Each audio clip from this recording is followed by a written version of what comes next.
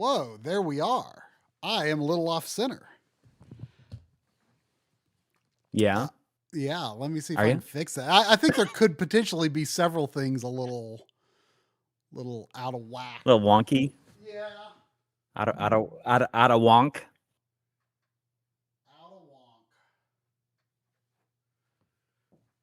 There could be many things out of wonk. It looks okay to me.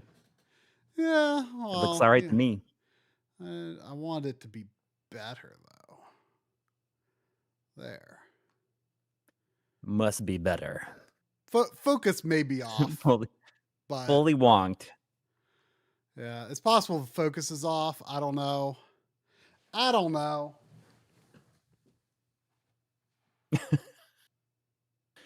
Yeah. Unfortunately, not on a Sunday, Henry.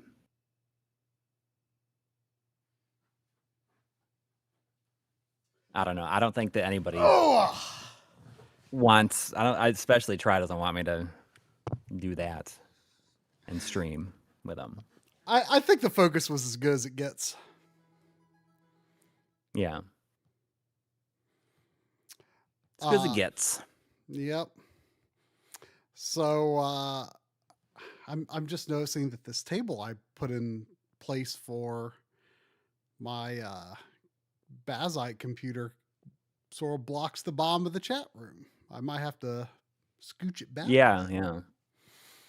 I'm surprised it was up there. Is that its place that you're keeping it? Yeah. I mean, needs to go somewhere. Yeah. But yeah, that table. I guess I haven't streamed since I had it on a different table that was a little skinnier. But then I was like, oh, this one might be better. But then, so now I don't know. Anyway. Yeah, so you did see that. You saw that. You saw my setup with the computer because you just watched the video that's going to go up tomorrow. Yeah, tomorrow morning it'll be up. Should be good. You know, you split it in half. This one was came in a lean 34 minutes or so. 30. I think it's 37, maybe. Yeah, I mean, lean. I mean, I don't. Felt like 34 minutes to me. Oh, it felt like 34 minutes. Well, thank you very much. I appreciate that. No, but I finished it. I just finished it, pretty easily. Yeah, you just finished it today. Yeah. Yeah. So that was kind of nice. It was nice to not be and I think people will like it. Huh? I think people are gonna like it. It's interesting, but as I told you, I mean, I feel like it made me less excited to build one for myself. It's just seeing it all, the idea in my head was exciting, but then seeing it all laid out, I was kind of well, I don't know if I really feel like doing this right now. maybe some other year. That's how I felt. Yeah, exactly. Maybe we, we'll figure out another time. Yeah, well, I mean, if you don't have a place to source some RAM from, then it's a little less exciting, right? Right. But yeah, I mean, that's okay. I think that's okay. I just realized, oh, this is I'm definitely okay where I'm at right now. Yeah. I mean, I'm happy. It was an interesting format though, because it's kind of a documentary in a way. It is vaguely documentary-like. Yeah. It's got a lot of sound bites in there. A lot of sound bites, yes. So it was fun to edit something like that wasn't super hardcore, So yeah, look for that in the morning tomorrow. Hopefully it won't interfere with anyone's DF Direct Weekly watching. That'll go up on. Well, it is what it is. Well. You got to feel good about having finished it. Now that you're. Yes, well, I mean, I was really concerned because I was just man, if I can't get a video out before my trip, that's just going to be bad. That's just going to be bad news. Got to get a video out. And I was right. So this is like, it's kind of going to be a two-parter, and the second part's going to be more into the sort of picking apart the Bazite experience and, you know, some of the nitpicks and workarounds and stuff like that. And it was going to be all one video. And then I'm like, I started realizing the script was like not that many pages off from the full length of the games we played in 2025, which included my parts and your parts. And I'm like, what the heck? How did this get to be so long? Which is interesting because so that next one is going to be a lot longer. It's going to be longer for sure. But maybe by the time I like come back from my trip and, you know, open up the script again, maybe I'll see a bunch of things. They're like, oh, I don't need to talk about this. I don't need to talk about that. Or maybe I'll update my computer and it'll be like, oh, this thing is fixed. You know? Yeah. Yeah, it's possible. So, so yeah, but you know, it's nice that that'll be already written. I'll get back. I'll binge Resident Evil 9. And another good thing about splitting it up was I've made terrible game progress this year outside of streams. And it's because I've been tinkering around with this computer and like, not like actually playing through games, right? Yeah. And I had this idea in my head that like, oh, like while I'm working on this video, I'm going to play through Control. I'm going to play through The Evil Within 2. And I'll like, you know, be able to speak to having, you know, gone through this experience and look, I got through the entirety of these games without issue, right? But I haven't. I've just like tinkered around in them, right? You know, I got the settings like I wanted. I got gyro aiming working in The Evil Within 2. You know, doesn't work in Control though. But yeah, so I it kind of felt stupid to kind of evaluate my experience with Bazite and Linux gaming without having like really dug into a game, you know, like everything is like the most I played was probably like 2 hours of Indiana Jones.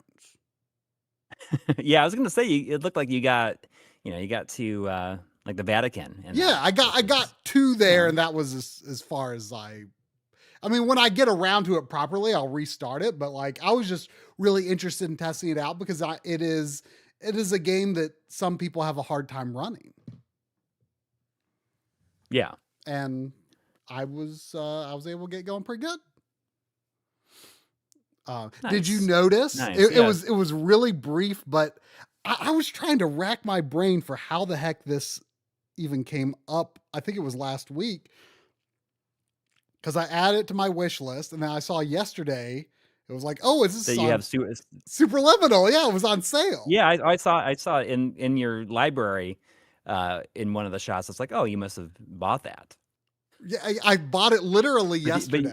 But then oh, okay. Like in the GPU section, there was a shot from it. It's pretty neat. It's pretty neat. Yeah. I mean, it seems like it would be. And I don't think it's very expensive either. Well, there's a couple of super chats I'll get to, but I do want to just really quickly, before I get to those, I do want to say that I see the Sloth Skater in the chat asking if there's any Here's My Question episodes on the horizon. And I mean, I'm not sure if you watch his weekend rental video he occasionally releases, but the reason there hasn't been any episodes is because he's been taking care of his mom, who is currently battling cancer. So he just is not home very often. But we actually got on and caught up just talking on Friday for a while. And I think that we're going to try to record one this coming week. So that would be real good.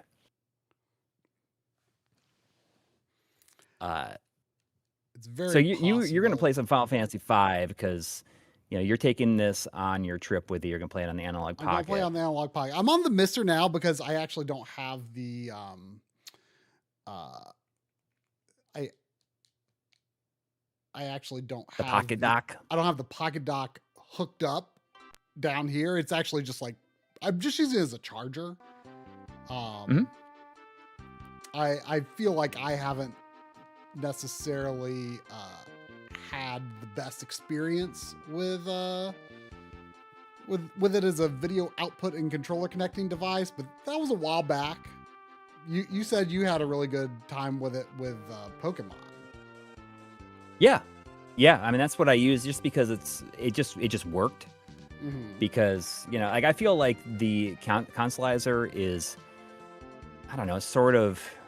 It is like flaky at times. Like sometimes I've had good luck with it, but I mean, I have had good luck with it, but sometimes for some reason it's just if I like it would work and then it wouldn't work, and I can't deal with this every single morning when I'm trying to just play this game.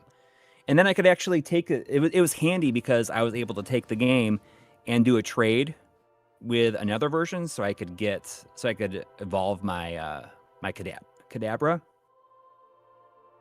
So I was able to do that, and it was just very convenient having it on the pocket. Anyways, as you get started here, there was $2 from Dad1153. Thank you. Saying tonight's plan: Wendy's, MLiG, and avoid Snowmageddon 2. I know that. So you must be like in the New York City area, which I believe is now getting quite a lot of snow for the next day or so. I was disappointed it was slightly snowing here, and this is just after we had a couple of days that were darn near 60 degrees, and it was beautiful. I loved it. But you know, those good times can't last forever, and hopefully everyone really just embraces the ridiculous amounts of snow and just stays inside, plays some games, watch some movies. Yeah, I guess it's going to actually be cold here again. I mean, I was wearing shorts for like 2 or 3 days. Yeah. Not today. And also, Scott Snyder has been a member for 66 months in a row. Only 600 more to go, buddy. Seeing a new video just before my birthday on Wednesday. Nice. Hope everyone is doing well. Well, happy birthday ahead of time. Maybe I will finish Kingdom Hearts on your birthday. Ooh. You think you're pretty Wednesday close? Is like usually a day that I stream, so yeah. So I've only played this on the GBA. Yeah, so you know, confession, I've never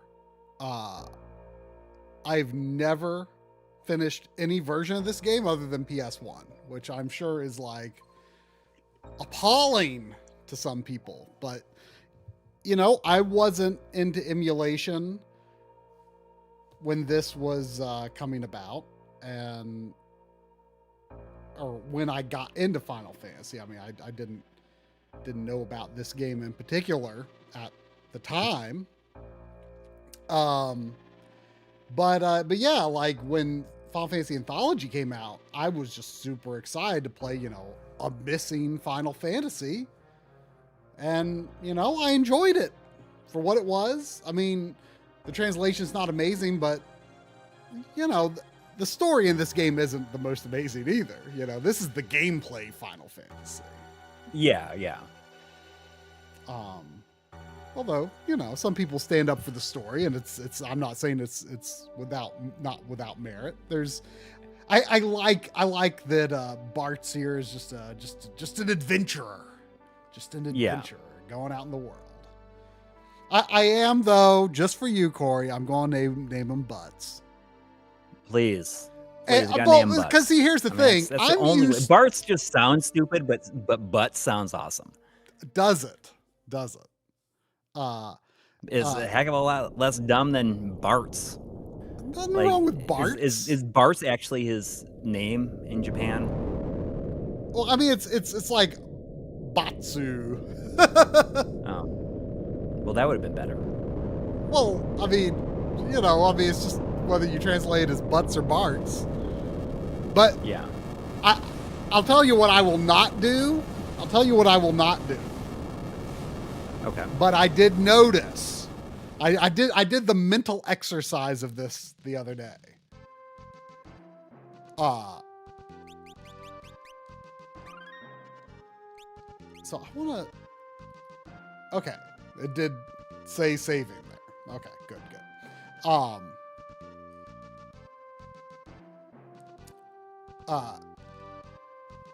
What was I gonna say? You did the mental exercise. Yeah, I was doing the mental exercise. I was like, okay, if I were to take one letter in the name and shift it to an adjacent letter. I was like thinking down the line of like, okay, what are the options for butts? And the only thing that seemed to have any value was change the Z one letter over to Y. And you'd have booty. Buddy? Booty. Oh, booty. But I'm not doing booty. I'm doing butts. Butts is as far as I will go. I think you should leave his name as a single question mark.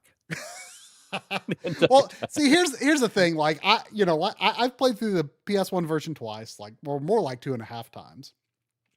I'm used to her name being Raina, not Lena. Yeah. So the names are all because I don't think you can name any characters other than, our hero here. And butts. Yeah. Other than butts. So this, by the way, is You want to get butts? Let's get butts. Oh, look, his name is Bart by default. Unless there was a Z there and I didn't notice. There was a Z. I just saw. Was there? Okay. Yeah. Here you go. It's butts. Oh yeah. Sorry. I got too excited about that one.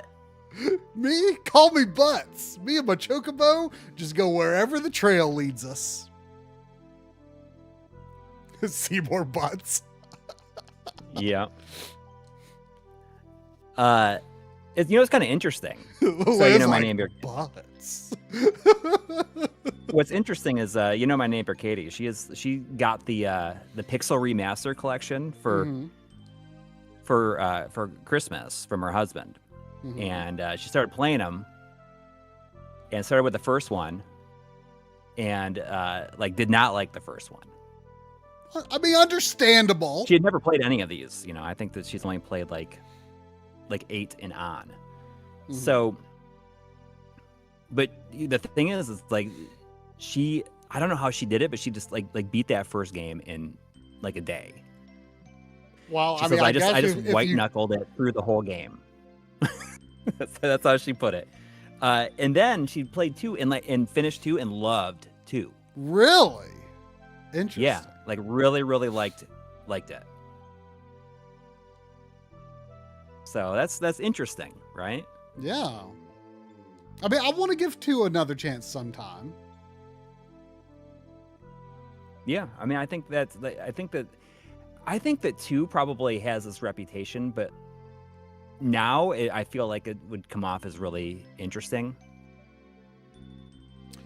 Yeah, where you can kind of I want to play a newer version of it, like the PSP version. I think they may have rebalanced some things in it.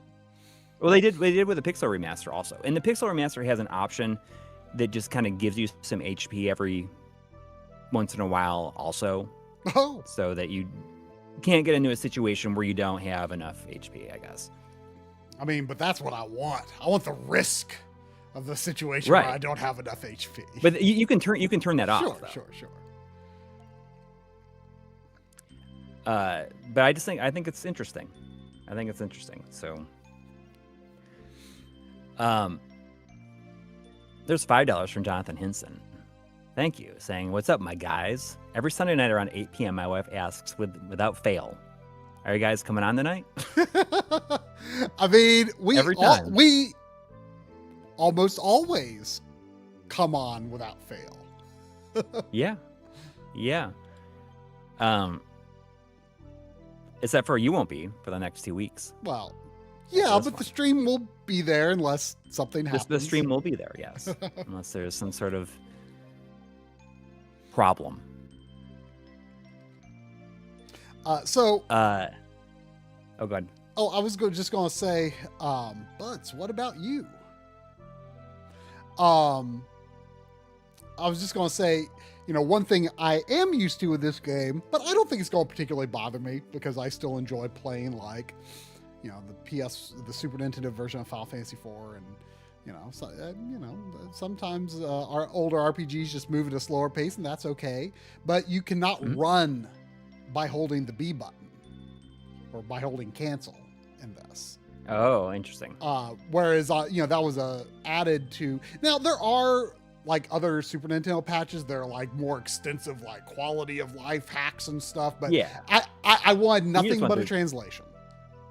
Yeah. This one might have, I think this might have some bug fixes, but otherwise, the game is unchanged, which is what I wanted.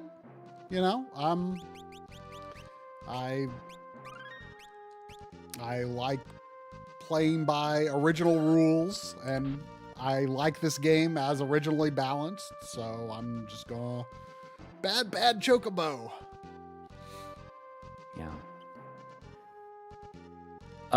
So you want to hear about my my trials and tribulations and home care this week? I mean, after my can't pump top last situation. week. No, but it's kind of bad. It's kind of bad. This is what we've been dealing with since around 4 a.m. on, I guess, Saturday morning. Oh, that is not a time I want to be aware of the world around me. Well, this is not a follow-up. This is something completely different. My wife woke up around 4 a.m. and I heard her go downstairs. And then I was like, what is that smell? Is it normal for her to just go downstairs at 4 a.m.? I was like, what is that smell? And I didn't know. It didn't smell like anything that I'd ever smelled in my life. And my wife comes back upstairs and she's like, you smell that? I'm like, I can't not smell that. She's like, it woke me up. I smelled it through my CPAP mask. Wow. So I wasn't sure what it is. So we went and we checked everything, make sure there's nothing that was running hot in the basement. Everything was running fine, right? I went over and checked the sump pump. I'm like, it's not the sump pump burning out or something, is it? Did it smell like burn? I mean, you said it smelled it smelled like it smelled almost burny, but not. Huh. Okay. So we just had some maintenance done on our heat pump, and the person who did that maintenance did not put the cap on, and all the coolant or whatever leaked out, and that they had to come back and fix it. And I was like, I called that company and I said, can you guys come back and check this just to make sure that it's not a problem with this? We were just trying to narrow it down to what it could be. So then, but we went outside, at the front of the house, and we're like, we smell it out here too. And then we looked at the at our front porch, and in the corner is a whole bunch of dirt dug out, going underneath the porch, and that would go in. Basically, it'd be underneath, just by where my basement bathroom is. So are you an animal dug under? So there's I think that it might be. I think it might be a skunk living down there. Oh, so you think the smell had something to do with the skunk? Stinking up our entire house? The what? You think the smell was partially a skunk smell? Oh. Yes. But it didn't smell like skunk really close. It smells different than skunk. So it was skunk mixed with almost coolant. But if you get a little bit of a distance on it, then you start to smell the skunkiness of it, right? So what I was thinking, and this is, I got the I called like a lot of places that will come and like take animals and like we'll like see if they're underneath there and we'll take them out. And he's like, this is like mating season for a lot of them, so you might be like smelling like their smell combined with like their pheromones or whatever to help them like mate and whatever. So I think that it's either a skunk or a family of skunks under there or something, but it's it's basically smelled up most like more than half the house. What about where And you we are? have just like all this stuff, like we have candles going, we have like air fresheners, we do all this stuff because now there's somebody coming to take a look tomorrow morning. And the thing is that I think that this is a problem that so many people have right now, because I just think that this is what happens. Like after the cold months, it got warm for a few days, and then some of these animals came out and then had to find another place to stay when it started getting cold again, right? So I'll find out like what the true problem is tomorrow. Oh, interesting. I guess this is just part of the hack, but they changed Galoof's hair to match his overworld sprite, I guess. I don't know how I feel about that, but I'll roll with it. You call him Galoof? He's Galoof. I mean, I've usually said Galoof, but there's like a ship named after him in Final Fantasy 12, and they say Galuf. But Oh. I always say Galuf. Or maybe it's Galuf. It's Aloof Galoof.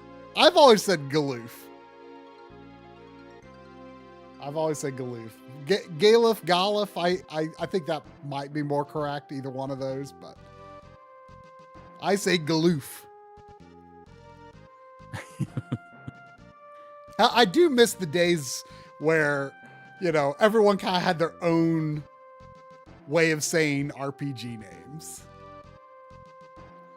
Yeah, because we didn't have any kind of, there was, like a repository to hear other people say it.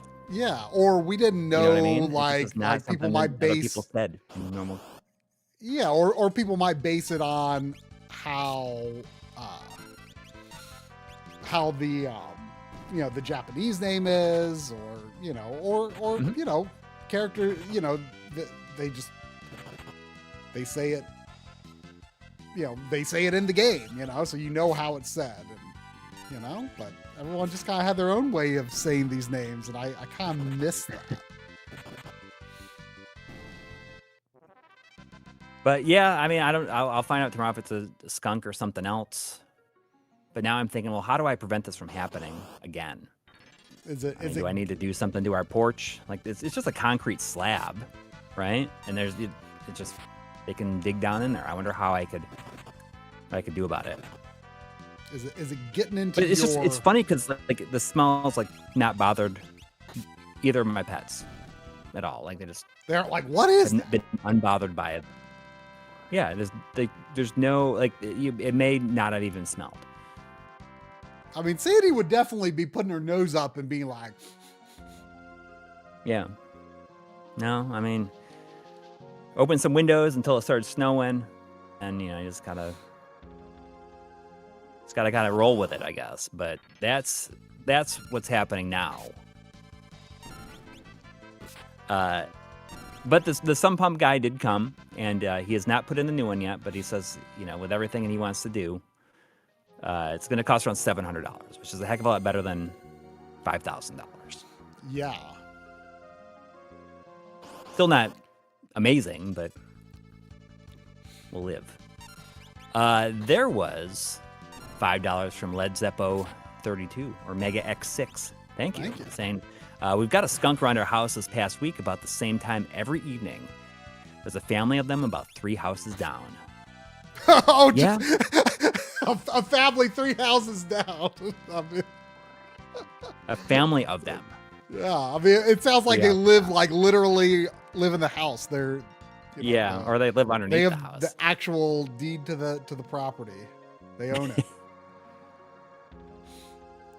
Well, that doesn't sound very fun, but hopefully this is the first time we've ever had something like this. So I don't. Maybe it's not a skunk. Maybe it's something else. Who the heck even knows? I guess we're gonna find out. I'll find out. But also, Jamook Luke has been a member for 8 months in a row. Thank you. And finally, EV Chill with a $2 super chat saying, your OG Xbox RGB video should be done with AI. Yeah. Well, that would be really cool. We can cut away to a expertly choreographed fight between us on the rooftops of with our heads pasted on the bodies of Brad Pitt and Tom Cruise. We could just cut away to that. You know, they made a big deal about that. Did you see it? Did you hear anything about it? About what? About this like a AI Tom Cruise versus someone else AI against video? Brad Pitt, fighting on. I saw something about, but I did not watch the video. And people are like, oh man, Hollywood is quaking in their boots. And it looks real bad. This. No, it looked really good. But then, some people did some digging, and it's just based entirely upon a actual fight that somebody shot and archived somewhere on the internet of the same thing, but it's even done in front of a green screen. So basically, it just took that. Oh. And put different heads on the bodies. And that wasn't difficult to do at all then. Right. So after all that, oh my God, they're quaking in their boots. It's all over for them. And it's the whole thing is just stolen. Every last bit of it. There was also $2 from Dad1153 saying, I love this part, by the way. Microsoft, or is it's not, what's his name? It's not Phil Harrison. Was Phil Harrison at... Oh, no. Phil Spencer. Phil Harrison was the bald Sony guy.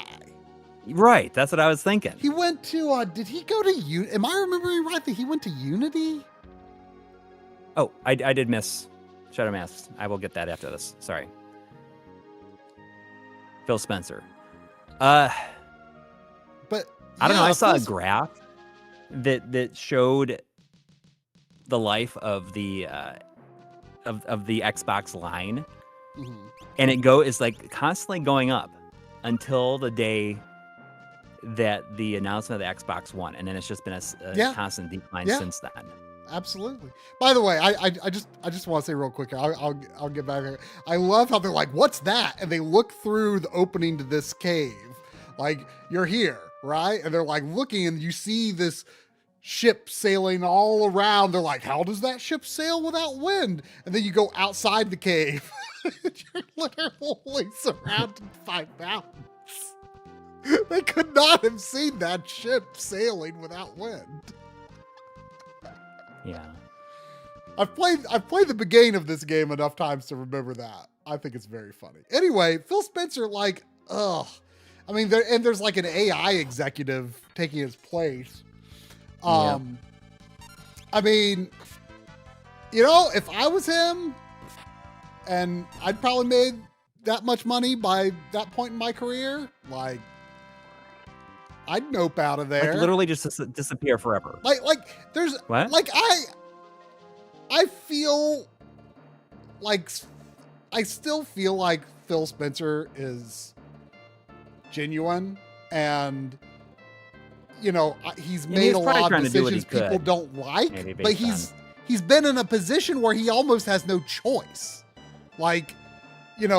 All of these people higher than him are expecting stuff that none of us like, right? And I suspect he didn't like it either, right? And so he probably was like, you know what? This just isn't fun anymore. I'm sure he hasn't felt like it's been fun for 10 years, probably. Well, maybe earlier on. I have a feeling that he's not been. I mean, the last time for sure. I mean, it's all been declined, but he had a lot of good initiatives that were well received, right? And he kind of just he made all of these, you know, awful, you know, studio closures and stuff, but like I don't, you know, I think he was like forced into that position by people above him. Yeah. You know, so And I mean, I don't think my thoughts on it is great for him, and Microsoft trajectory is just going to keep going down. yeah. But I mean, obviously, Microsoft is not the only one that royally messed up this week either. No. As well, you know, it's just after this whole Blue Point nonsense that I don't know what they're even thinking. I'm sure they have these internal numbers, but I feel like they could have just literally put them on anything and it would have turned out to be worth the money. They could just put them on anything. Like, why? How could they not possibly be doing this God of War trilogy remake? I mean, and you know what's even more insane is that Dark Souls remake came out before Sony actually owned them. They literally, I mean, I think they were a support studio in some capacity. The God of War Ragnarok, I think. Yeah, but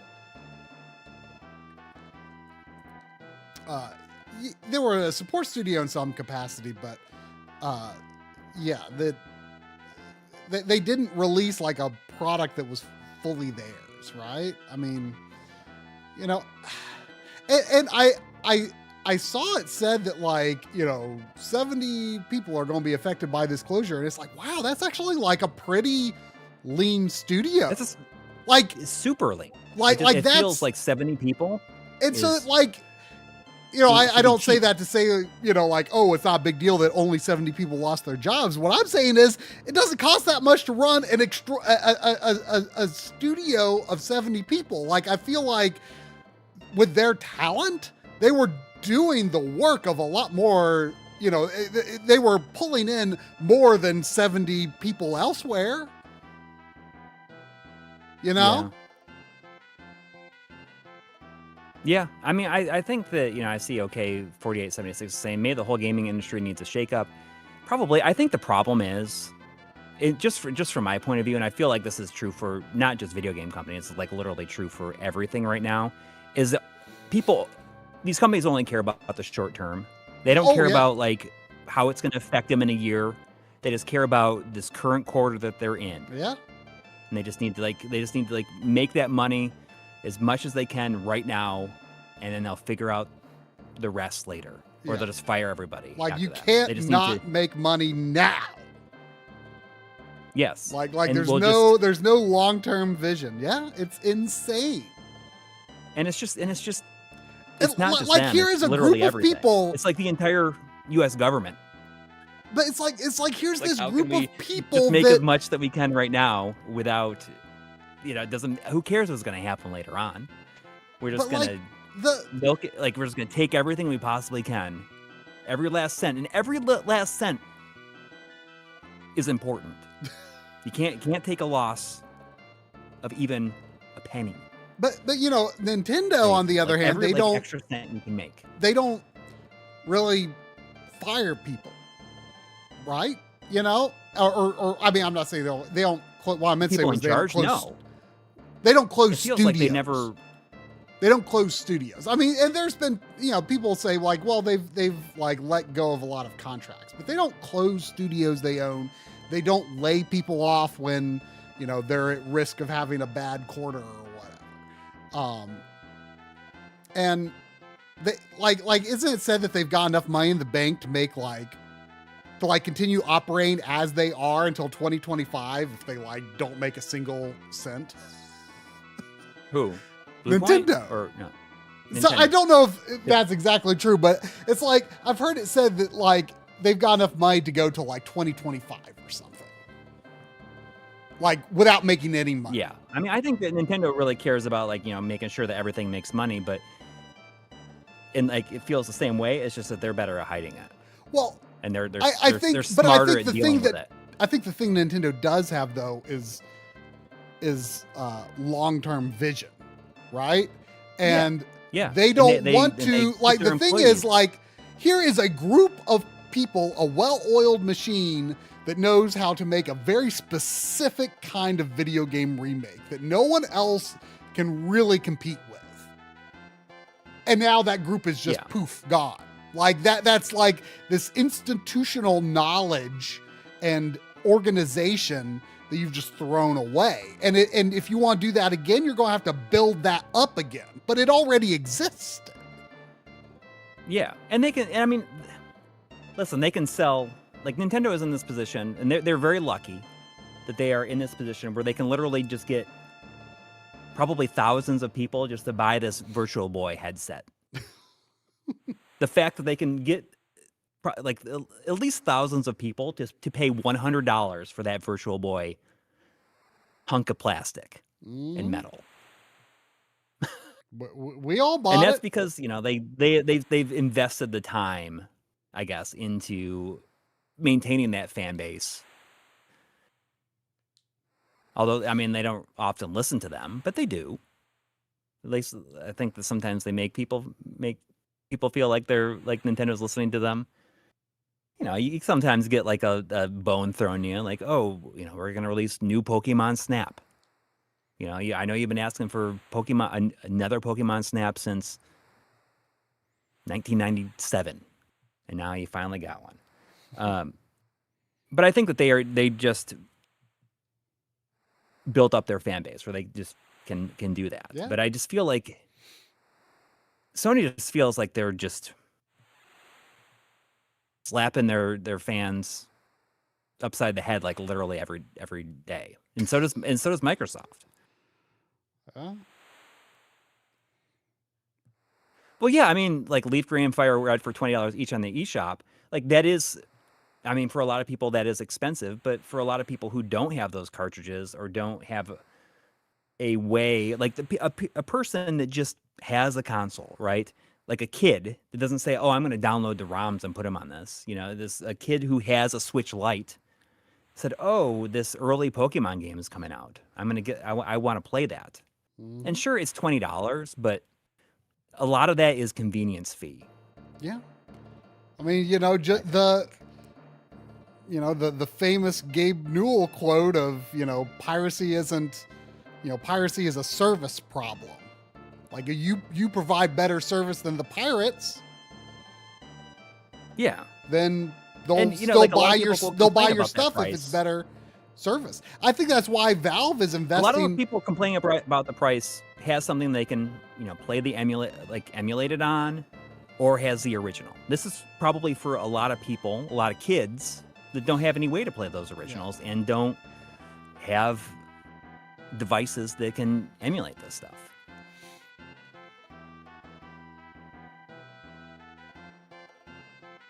So I don't know.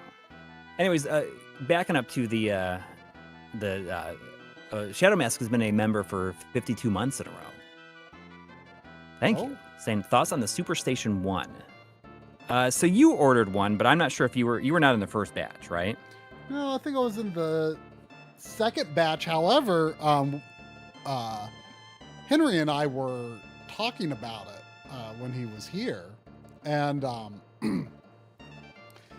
he actually emailed them because he is in the first batch, and asked to change the address to mine so I could do a review of it from the first batch. And I think that includes. Have you gotten it then? Huh? Has it showed up? No. Is it shipping?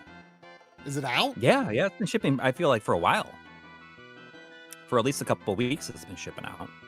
No. I think it's only the gray ones though. Did he get a gray one, or did he get a different color? I don't. Or maybe did he get a like the Super Dock or whatever it comes with, or He that you hasn't can buy? seen a ship notice.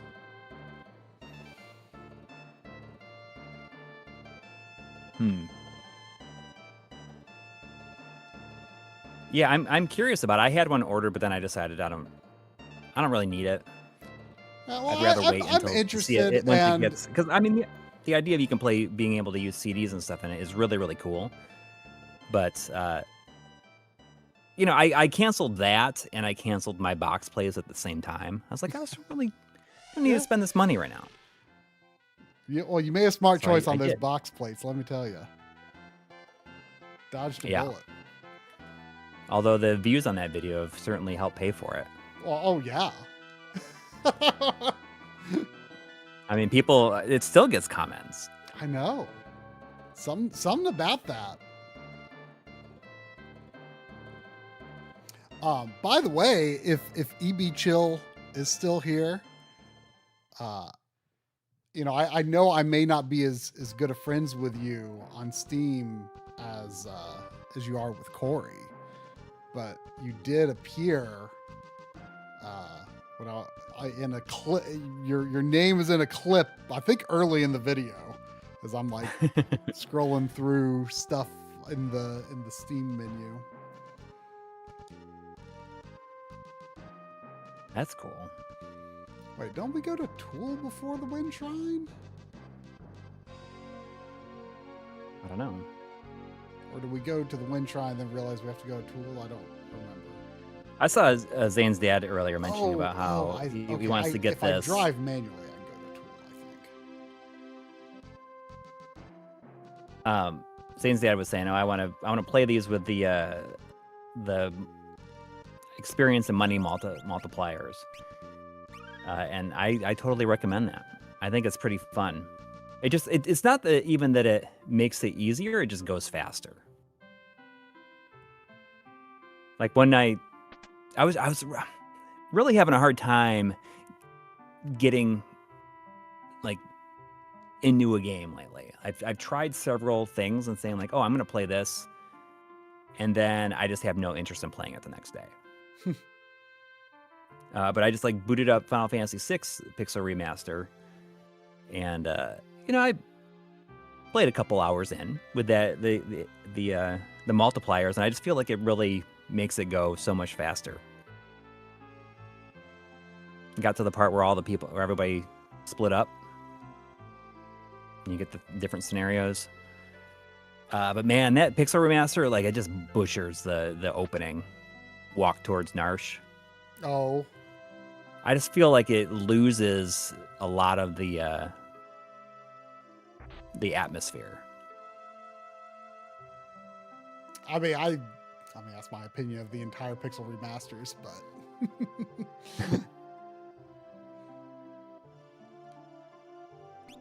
Thanks for stopping in, Ronan. Good to see you here. You know, you can put this on the sleep too. Do you go to sleep to the live streams, or just videos in general?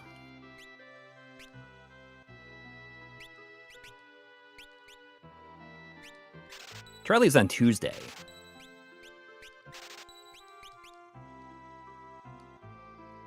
yeah.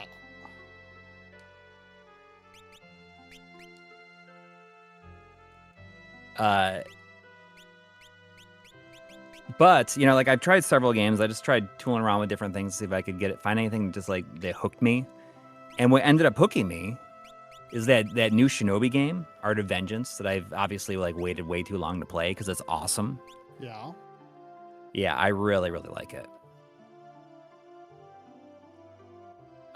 You know, I'd heard a lot of people saying, "Oh, it's a Metroidvania," and I expected a interconnected world, but it's not. It's the kind of Metroidvania that I almost prefer nowadays, where not every level is connected. You have like an overworld, you choose a level, and you progress forward, but you pick up abilities that you can just go back to earlier levels and explore a bit more and find some new things. I really like that style of play. And you know, there's a lot of games that do it. The one that immediately jumps in my mind, though, I said it earlier, is Arzette, where you had this overworld map, and you don't have to backtrack if you don't want to.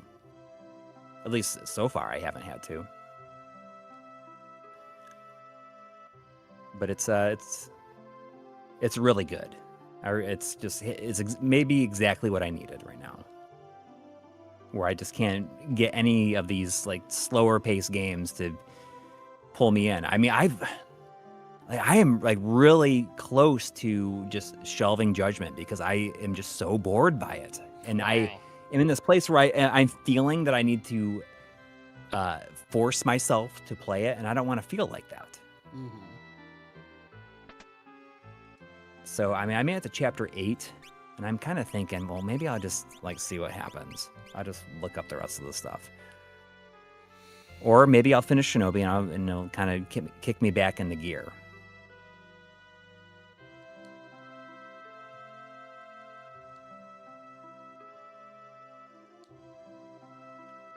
Oh, so there's a 125 megahertz N64 core on the Mister available. There's a 125 megahertz N64 core out now on the Mister. What was the previous overclock? I don't remember. I feel like it was 85 maybe, and there's like a 95, and now they're going all the way to 125, I guess. 94 was the previous one. That said, the Analog 3D Unleash is still a bit better, apparently.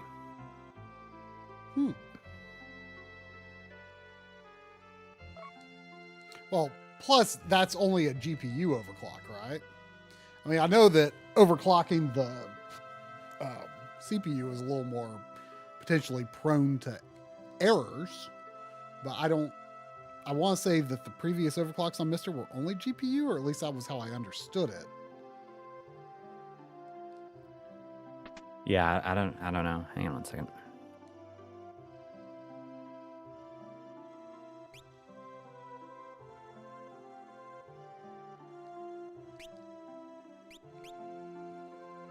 Do I have potions? I might want potions.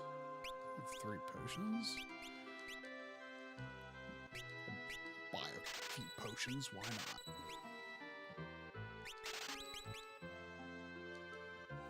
When do you get the jobs in this?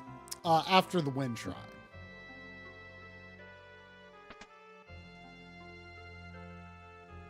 I don't even remember how far that is. Well, I mean, it's where we're going. Okay. I just wanted to stop by the town to stock up. I don't think you have to. But. Christian Waters, I did play the Terminator 2D game, and I really liked it. It is, if you want to hear me and John Linneman talk about it, there's a video on Digital Foundry where we both talk about the game. I really liked it, and especially since T2 is my favorite movie of all time. I really liked it. And it's important if you want to play it, don't have these crazy expectations. It really feels like a 16-bit game.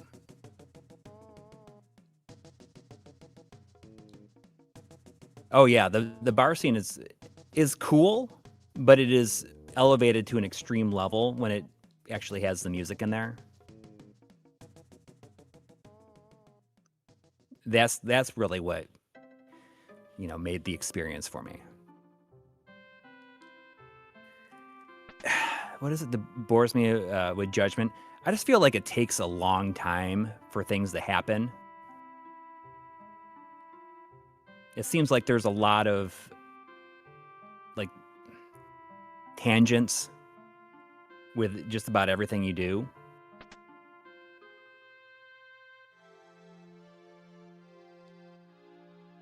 And I realize that's what they're going for. They want it to feel slower and more like, you know, doing things within the confines of the law means that things usually move a lot slower.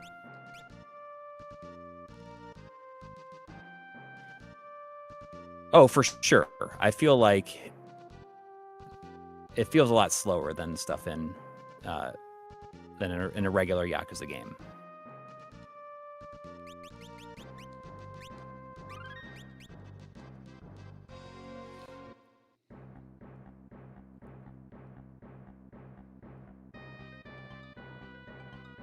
Interesting. I mean, I might just look up what happens. I feel it makes me feel really guilty that I would drop it, because I've heard that Lost Judgment is very good.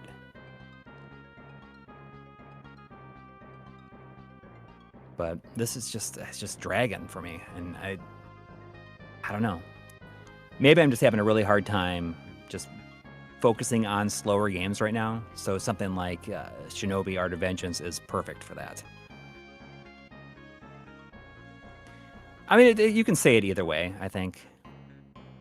You can say it Yakuza or Yakuza. I mean, I've heard both. I mean, going by Japanese, it would be Yakuza, but, you know, it's okay to say it in an American-styled way. Yakuza. Yeah. I mean, for the longest time, I just like reading the word quickly. Like, I, for some reason, read the Z before the K, so for like years I thought it was Yazuka. That's you're seeing it like dyslexically. Sort of, I guess. Like, well, you know how, like, you've seen the thing where, like, they, you know, this sentence that has, like, the first letter and the last letter are normal, but then all the letters in the middle are jumbled up. And the whole point is, like, you can still easily read it, even though they're all jumbled up. Like, you know, so, like, how you read the letter or the word has more to do with just like the beginning, the end, and then the contents in the middle, but like you're not like necessarily consciously thinking about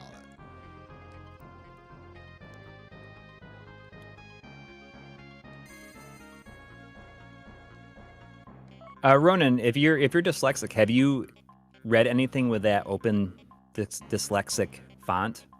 And if so, does that help? There's a font that has been developed for people who have dyslexia, and it makes it easier for them to read. Yeah, I don't. It's called Open I Dyslexic, don't have and it's any, built into like Kindles.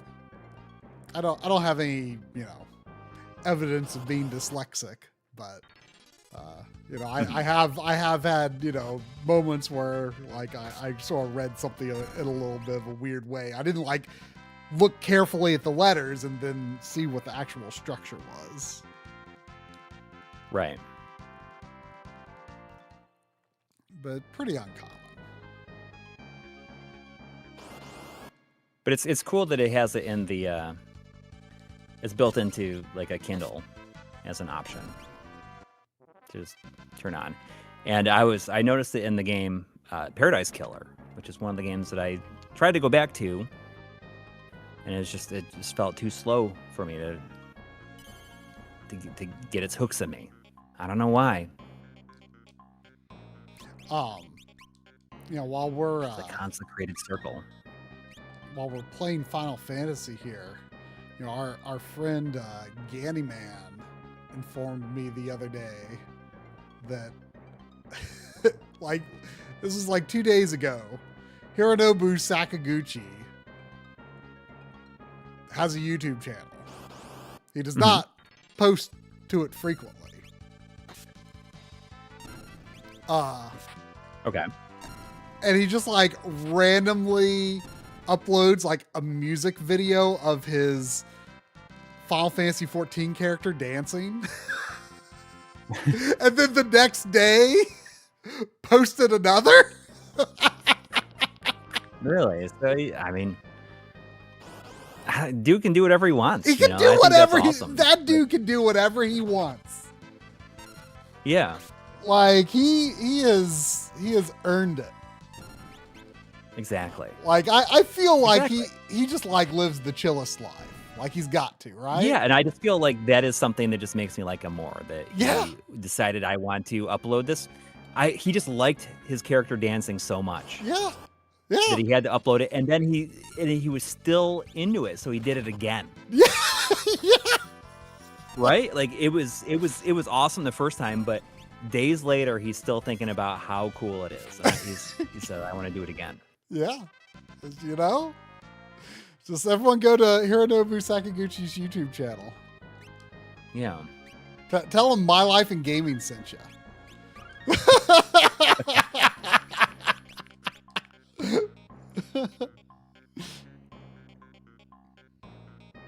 Yeah, I mean, that's how I feel. I have an issue right now. Nothing is clicking. When this happens, I take some time off just to play something that's low effort. Yeah, I think that's what I needed. Is I just needed a fun action game. And Shinobi is like really hitting the spot for me. It's super fun. Has anybody in the chat played it? When you break the enemy's shields, the whole game slows down, and it has this bass drop sound, and it is so satisfying.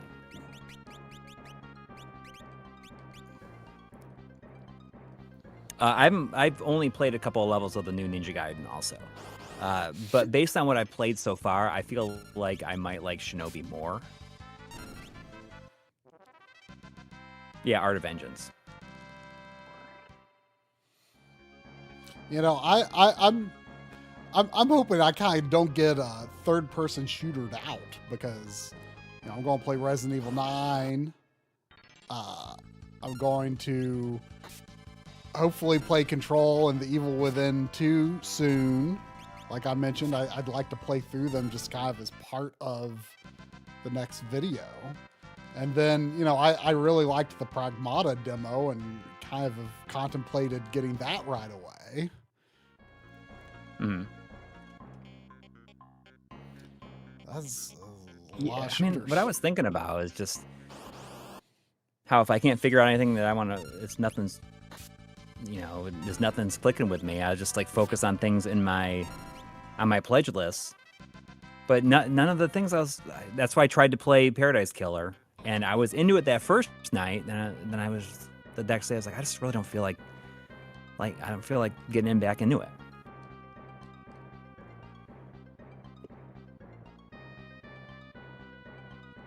And I tried out on a whim. I tried out Cyberpunk 2077, and I really felt like the friend of your character that you meet at the beginning is just really obnoxious. Oh, really? I like him. He's fun. Yeah. I don't know. It's just it's getting in my craw pretty early on. Like, just shut up, man. So I don't know if I'm just misremembering, but it seems that when you're in the equip menu here, you can't hit the shoulder buttons to like cycle through characters. Oh yeah, I wouldn't surprise I feel me. like on PS1 you could do that, but I could be wrong. I don't even feel like you could do that in 6. I feel like you could. I don't remember. I mean, I could be wrong, but I thought you could in 6 and 4. Well, maybe not 4. Legally Blind Gamer, I got a lot of ads for the Phantasy Star Tabletop RPG, but I have no idea how it is. Have you played it yourself? I'm curious because I've gotten ads for it a whole bunch. Well, I did at one point.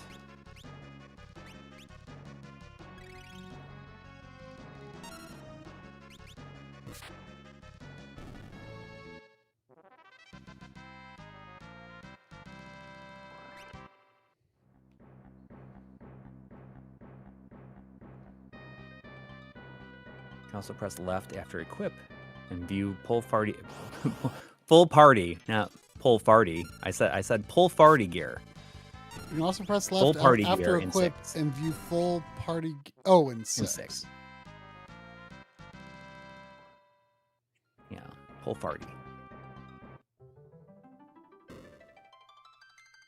I think the thing I don't like the most about Shinobi is I don't think the music's very good. It's just not very catchy, I guess. It's not earwormy enough. And then I think about how I think that Revenge of Shinobi is the only Shinobi game that had a great soundtrack, like front to back. So maybe that's it.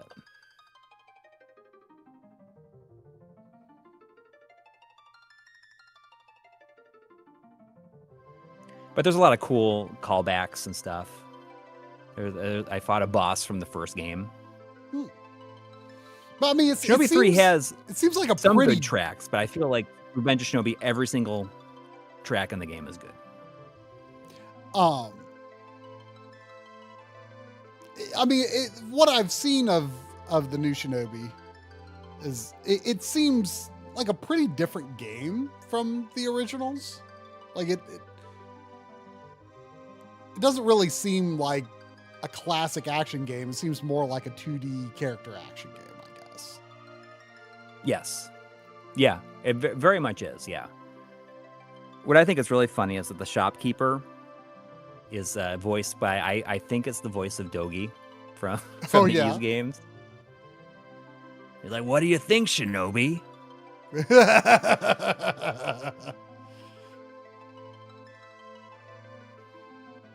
I'm pretty sure it's Dogi. I would be shocked if it's not.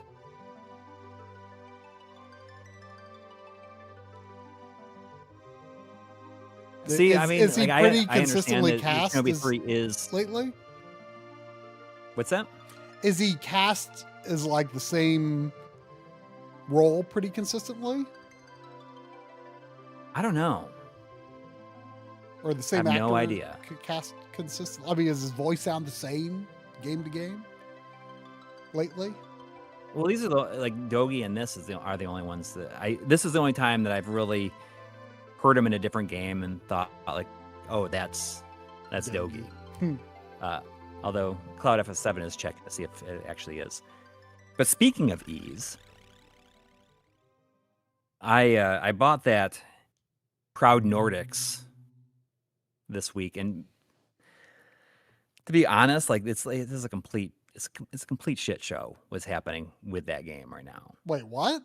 It's like really insane. The Proud Nordics. Yeah, what I haven't heard. I haven't heard anything bad. I mean, I haven't heard anything one way or the other. What's wrong? Well, I mean, it adds stuff, rebalances stuff, but it's incredible to me that it's a $70 game. It's $10 more than it was than the original. Even like that's not just like a Switch 2 edition thing. That's even PS5. Yeah.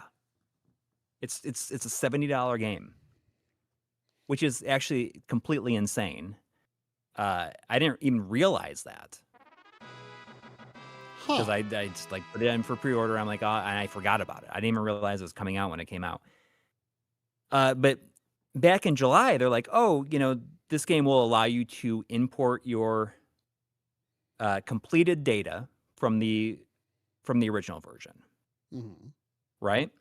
You can't just continue on that game. You can't continue, but you can import a completed data, so you can do a new game plus. And it's just not there.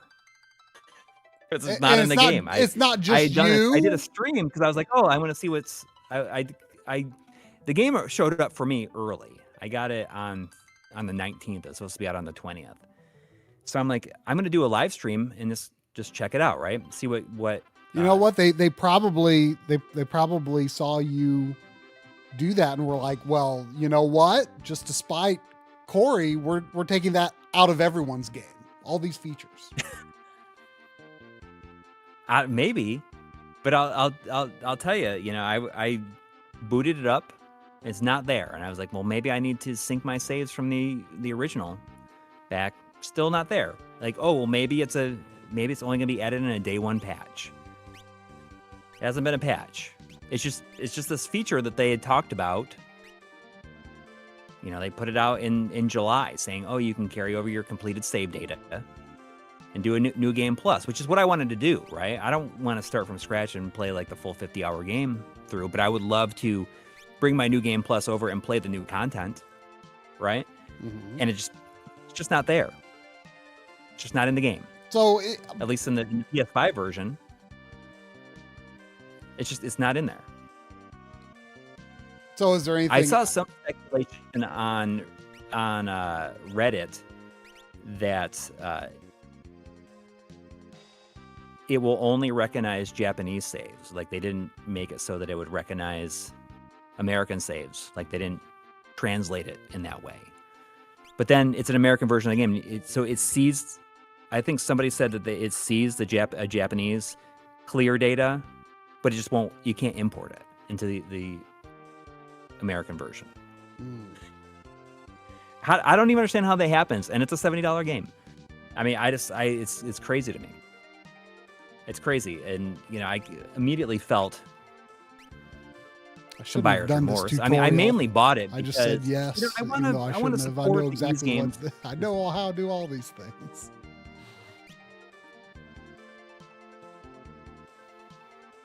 I don't know. I don't know what the deal is. I was extremely annoyed. Like, is there supposed to be like enough changes to make it worth it? Like for me, who has the original and like hasn't even played it? No, don't get the new version. Don't worry about it. The only part of me is happy that I bought it because I feel like it's got to be a super limited print run, especially on the PS5. Because the PS5 version only came out in Japan at the same time as this. It was Switch 2 exclusive until recently. So I bet you it's going to be a super low print run. Somebody said that, the PS5 version of Ys 9 was a really, really super low print run. I think that might be really expensive now. I should look that up.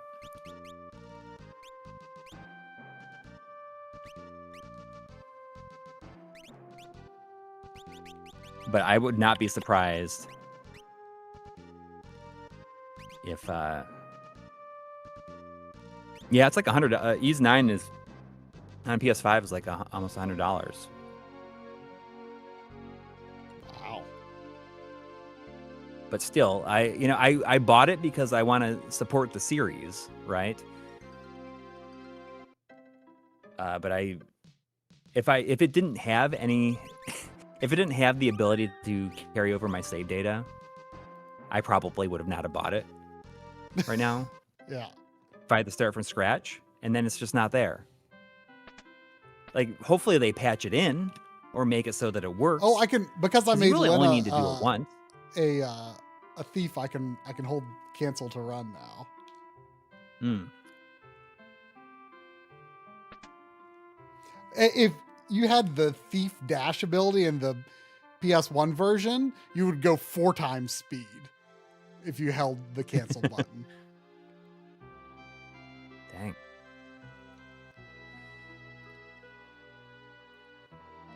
So, I don't know. I think that is...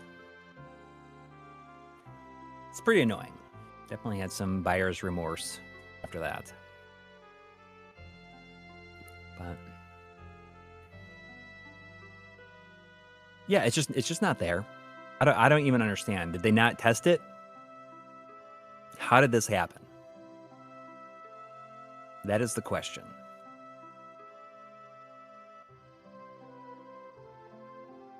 Because I don't even know when the new content shows up. It's just a new island that has its own storyline, apparently. Like an extended storyline. And probably is not even worth it. It's just silly because, when the original version released in America, like this Proud Nordics version was announced like 2 weeks after that released here. Such a weird timing for it. And I love Falcom. I love what they do and what they have done, but this ain't it. As far as I'm concerned, that's not what they should have done. And it should make it DLC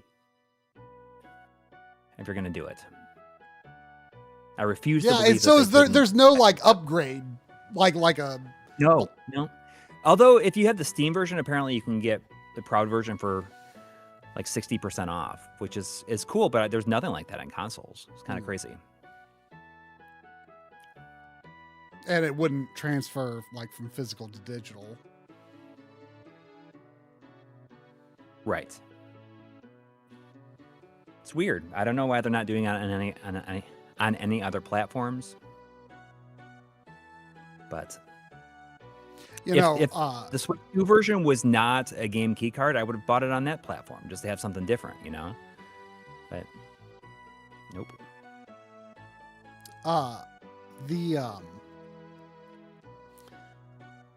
The Xenoblade Chronicles X update that Shadow dropped this week. I guess it's a $5 update. John showed us like a screenshot from it, and like the upscaling seems extremely aggressive. Like it Oh yeah, no, it looked I mean, I've seen real. things Like people that's the talking only about it. thing I've even seen from it, to be honest. But it looked really bad. Yeah, I've heard that it's really poorly done, and that the non-Switch 2 version looks better. That's insane. Like all they needed to do was insane, make it yeah. 60 frames per second, and it could have looked exactly the same. Yeah.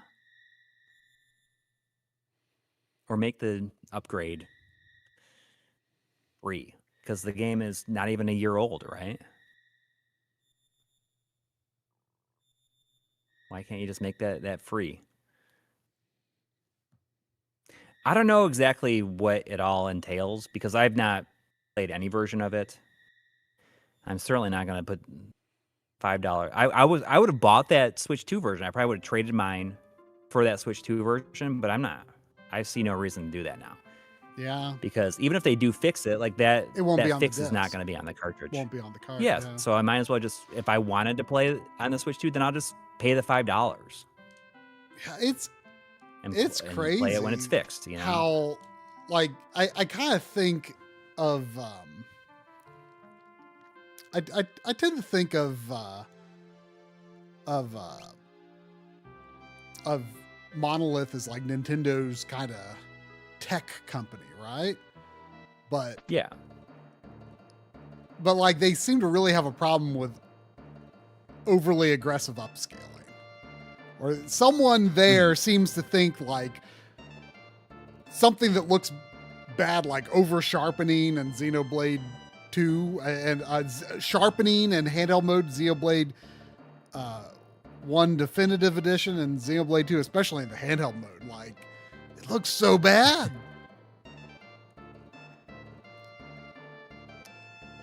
And I don't know. Maddie, you should post a link to your zine, where all proceeds go to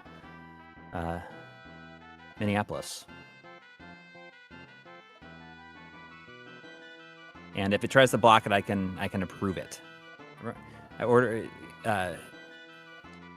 Maddie does a zine, like it's a horror zine. A what? I'm not a horror zine. I don't know if it's like reviewing movies or if it's reviewing horror movies or what. What's a zine? I ordered one. Like a magazine? Like a handmade magazine. Yeah. Oh. Yeah, called Skiro. Cool. Yeah. It's a 20-page zine with a collection of essays, reviews, and art, all centered around horror movies. Oh, like your Sega thing from back in the day. Yes. From back in the day. This is much better than mine now. Yeah, well, I would think so. That's cool. I'll have to look at that. I do like me some horror. Yeah. $5.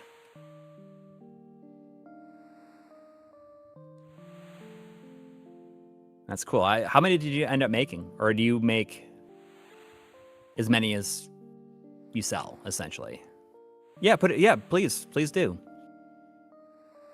Yeah, you put it in the Discord. put it out on Blue Sky. That'll remind me to Blue Sky that. That'll remind me to click on it. Yeah.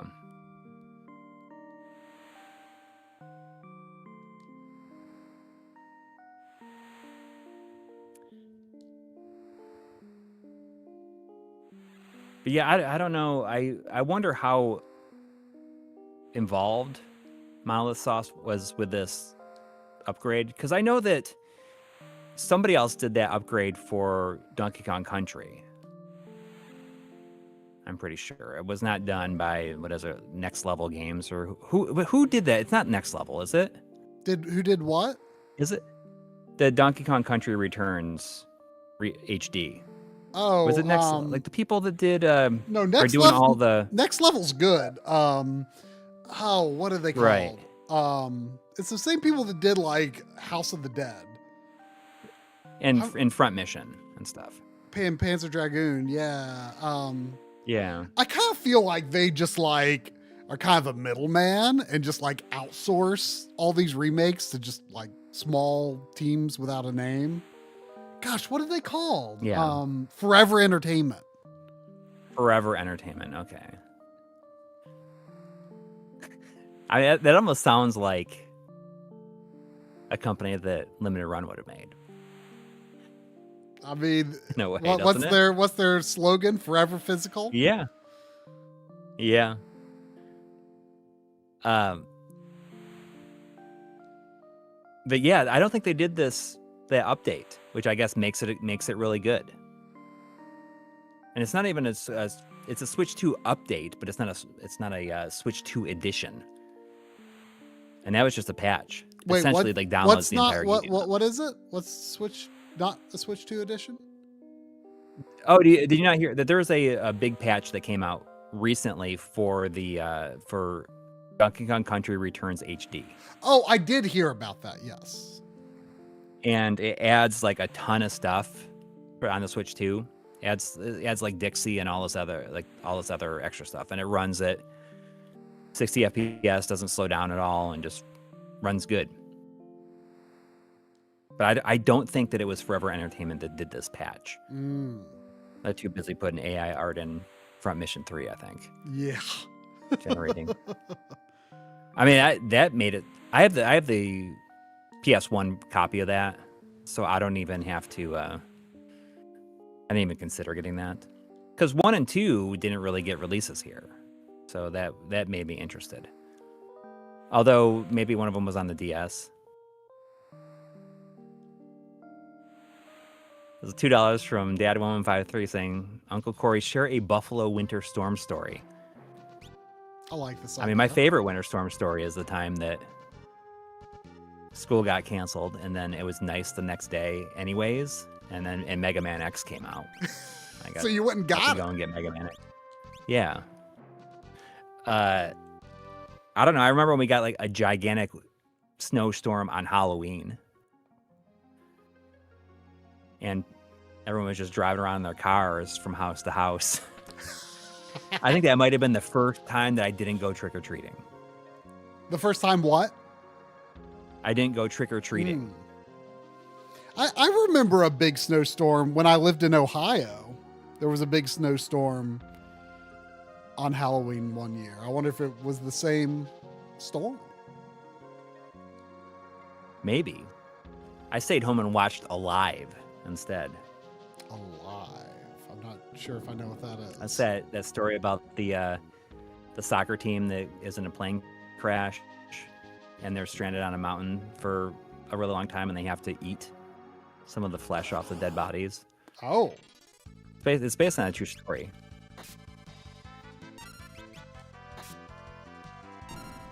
Oh shoot!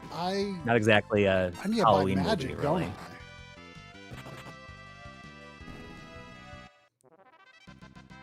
That is the one where they eat the guy's butt and thigh. Yes.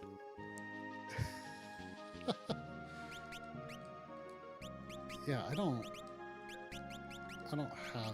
have. Oh, it was a rugby team. Sorry.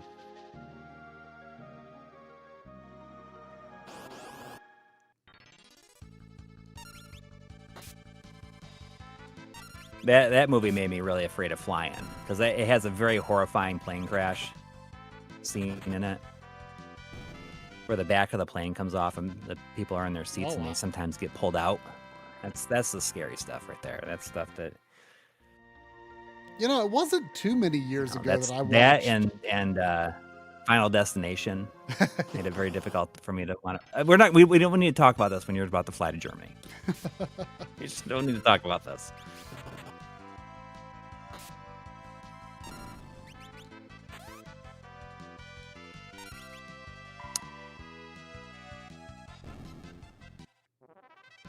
But yes, that patch is free. It's just you just put the game into a Switch 2 and it will download it.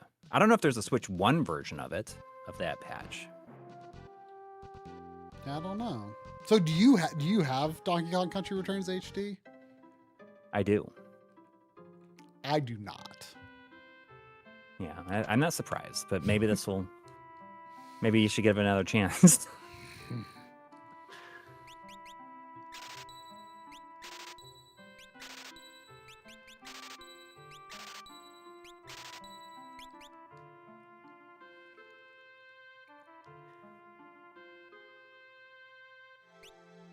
Snakes on a plane made me afraid of flying. Yeah. I don't know if I saw that movie on opening night in the theater.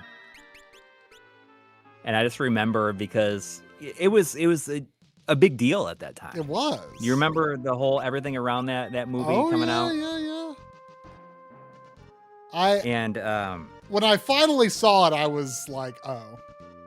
That was fine, I guess. Yeah, I mean, how good can you make it? You know, yeah, right? but it was absolutely as good as it could have possibly have been. I don't know. I expected more. There's that one part where it like eats that whole guy, like slowly, like wraps around that guy, and doesn't it bite his head or something like that, and starts eating the whole thing, right? Eating the whole guy. You got exactly what they sold you, and that's absolutely true. But it was opening night, and it sounded like something fun for us to do, my wife and I. It was before we had kids. And I've never seen the movie since. Yeah, I've only seen it one time. But everyone had like rubber snakes in the audience. You know, and everyone was going whenever there were snakes on screen. It was a fun experience. That does sound like a fun experience. Mm-hmm.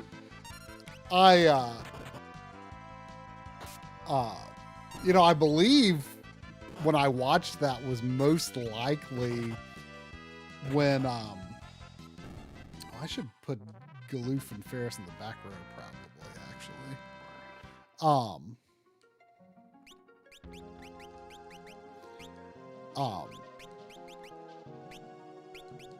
What was I going to say? When I watched it, I think it was most likely at the time. I don't know if streaming really existed much yet. But like I was like renting movies on the PS3. That was like my streaming. You rent a movie on the PS3, you download it, and you can watch it for 48 hours.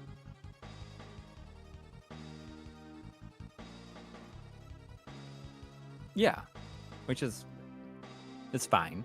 Yeah, right? well, I mean, it was before... They just shut down that PS3 app, the Netflix app. Well, they just shut it down. Yeah, but this may have even been before that. Like, I don't know when Netflix streaming actually started. Like, Netflix was just a DVD thing for a time. Oh, yeah. I was just having this discussion with my wife about it because she thinks that it was a really long time ago when streaming started. I don't know when. Is 2007 when they started doing the streaming? Yeah, it wasn't Switch because they still did DVDs for a long time. Right, and there was a DVD for on the Wii, right? You could.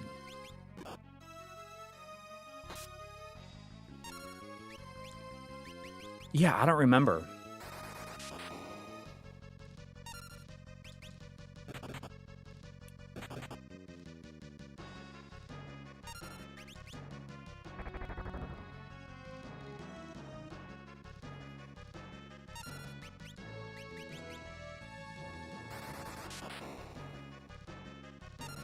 I wish we were getting a blizzard here, so I could do nothing tomorrow. It'd be nice. Instead, I gotta worry about Evict a family of skunks. Yeah, or maybe it's just one skunk. Who knows?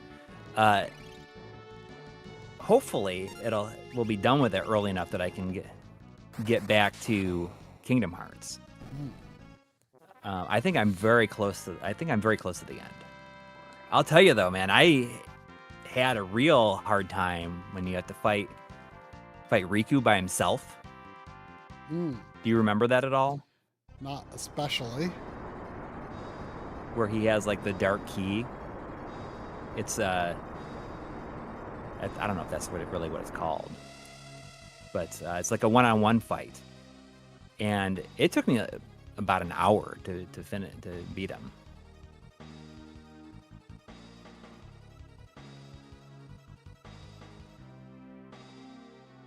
Yeah, it was tough.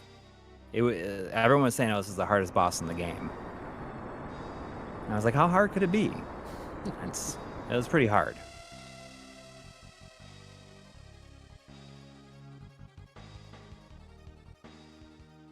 I think that the music you get when you get the dragon is like an all-time Final Fantasy tune. Oh, this, yeah. I love when you are flying on the dragon. Mm-hmm.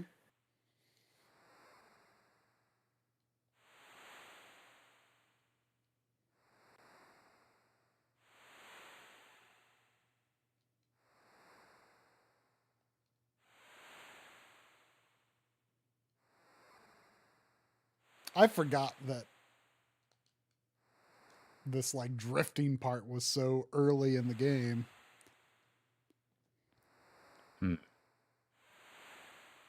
Oh, they just drift on the boat for a while? Yeah, well, because we lost Sildra, who was the one that was making it move.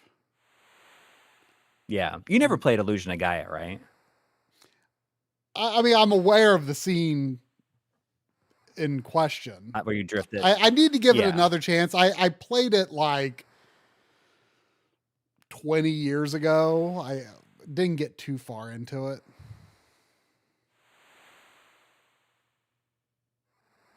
Well, it's a cool scene. I remember at the time thinking that I had never experienced like a progression of time in a game like that. Mm-hmm.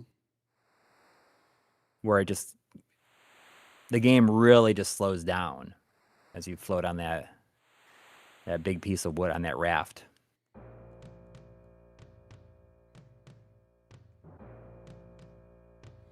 There's a let's see what which is it? Stormblood, I think, that Final Fantasy 14 Stormblood that starts with a ship graveyard dungeon.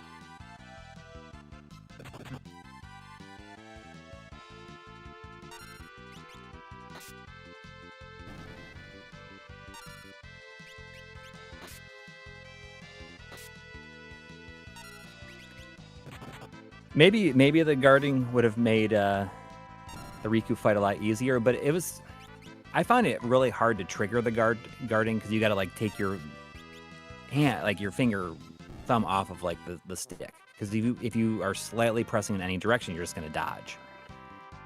Wait, in what? In Kingdom Hearts, fighting Riku, like the one-on-one fight, it was just a really tough fight.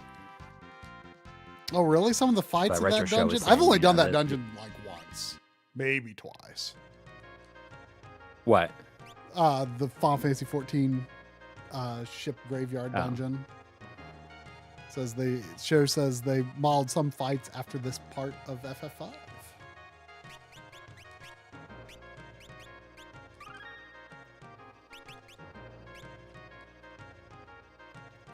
Anything we can do down here?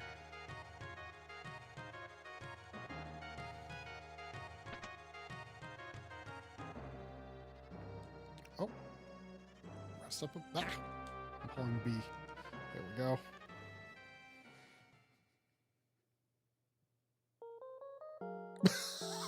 Galoof gets the bed and everyone else just sits at the table. Has to sit on the stools, right? Sleep on stools. Oh man. That, like, your back would just be ruined, I feel. Why would you even sit on the stool? Why not just like lay on the floor? floor? On the floor, like, yeah. The floor would be a lot more comfortable than...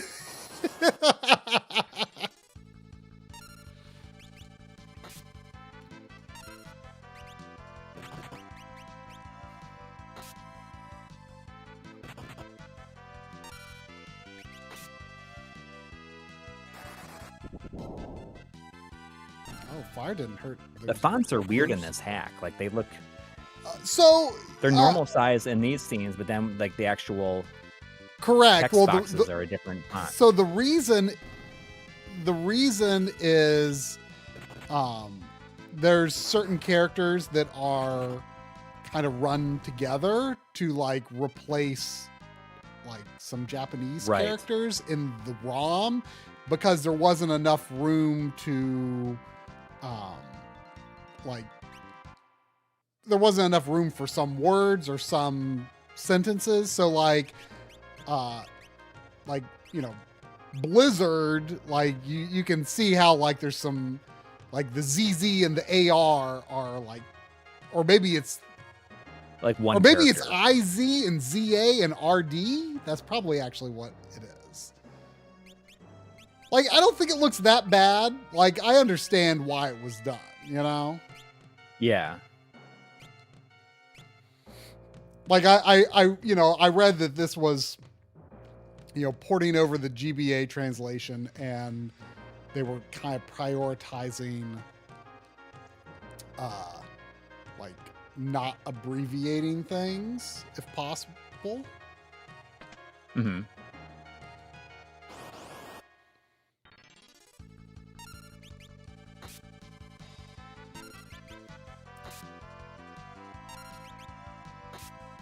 Gonna run into who's the guy from Trials of Mana? The supernatural. Oh, the supernatural enthusiast. Yes. Gonna run into him on this boat. Like Motello or something like that.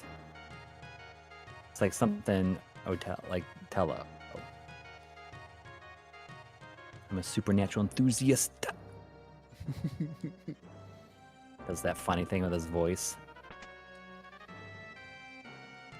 Man, the voice acting in that game sure was something. It was. Oh, Motello is from Brave Fencer Musashi, but it's can't think of his name.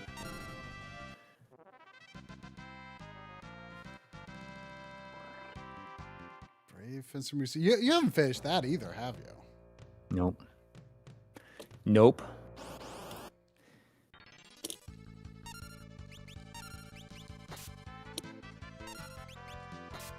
We'll finish Shinobi, and we'll see what I'm gonna play next. I don't even know what it's gonna be yet. Hopefully Shinobi keeps me engaged right now, because I have not been able to come back to anything the day after. But I was able to. Shinobi. I woke up today, and I was looking forward to playing it. Well, I mean, you stuck it out with Kingdom Hearts. Yeah, I mean, I have a fun time playing things on stream. Yeah, I really like stream is a great motivator. Yeah.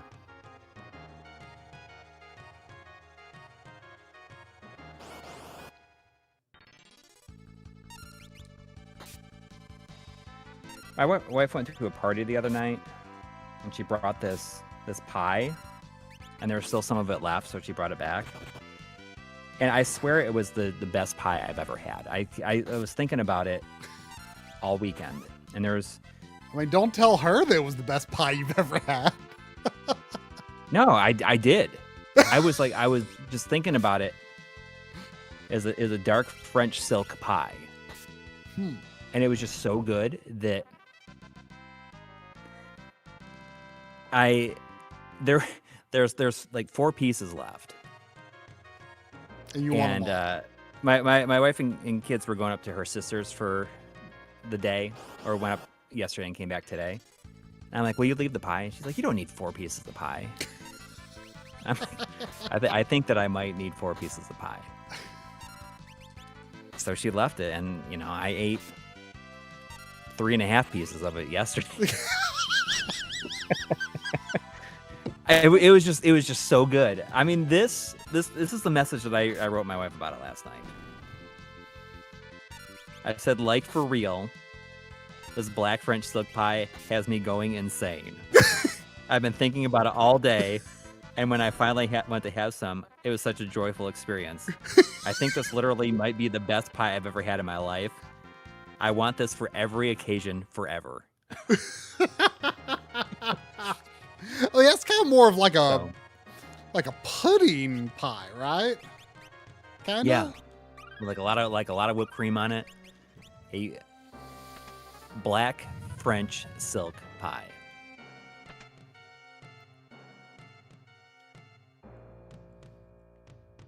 It was so good.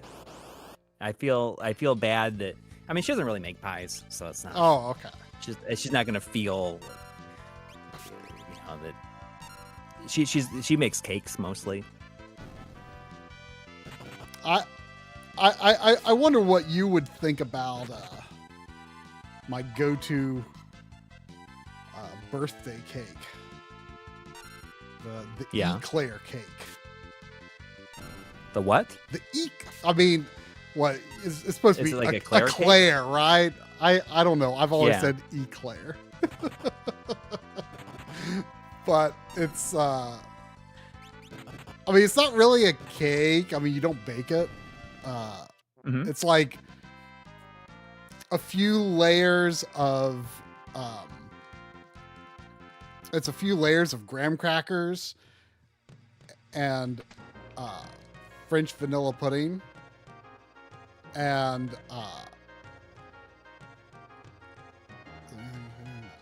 there's a few layers of graham crackers and French vanilla pudding with chocolate frosting on the top layer. Yes, that sounds good. It's real. I'm afraid that everything is it's like never going to compare. I've never been this obsessed about a pie. It was really, really crazy. And the kids both had a piece when my wife brought it home, and they didn't even finish it. They didn't finish their pieces. And you ate 3 pieces in one day. 3.5 pieces. I mean, was this like a home? Like, did someone at this party make it, or no? It's from Kroger. Oh, now you know.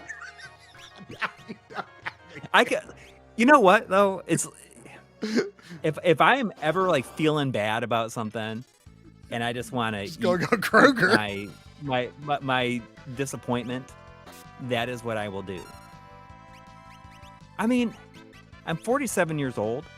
Like, people can't tell me you can't eat a whole pie in one sitting if you want. If you want to, you can't do that. Yeah, but I can. Who's going to tell me I can't do that? You can do it. Yeah. It was just from Kroger. I don't understand. It's $15 from Kroger. Did you go and get another? No, but a new Kroger, a smaller Kroger, just opened up really close to me. Oh. I was there last night. That was before I ate those 3 pieces, so I did not get any. If I had already eaten that stuff, I would have gotten another one. I'm sure I would have at least looked. And everyone's gonna be like, "Oh, it's fine," but for some reason, it just completed my life yesterday.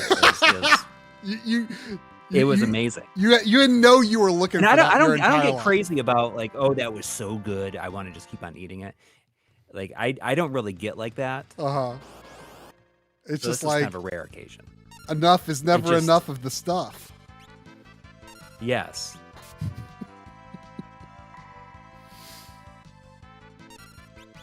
if there was a meteor coming towards the Earth, I would just, this is what I would do, is I just get a whole bunch of those and just eat a bunch of them, because I don't know, that's the only way I could deal with it, probably.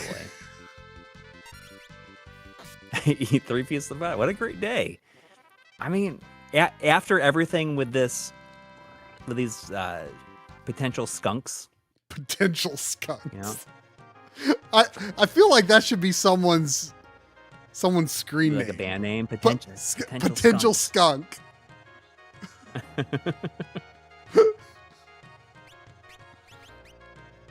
Enchilada has been a member for 28 months. Ooh, thank you. Thank you. Said, been a busy few weeks, but have fun. Final Fantasy V, still a classic. Heck Hope yeah. you both are well. Indeed. Thank you. I'd be even better if I had some black French silk pie. Although there was Neil Von Holtum had a $5 super chat saying, "Excuse me, sir, you are not allowed to eat a whole pie in one setting." Well, Corey's got words for you. I know. If I just, I mean, I would feel extremely guilty afterwards. But sometimes, I mean, what if I just couldn't stop? Sometimes that could happen. I would feel terrible the next day, especially. I'd feel really bad about it. You might feel more than just guilt. Yeah. But still, you know, I would crash real hard from it. I mean, I crashed hard yesterday from it, but man, it's good. It's good, and I wish we had some more.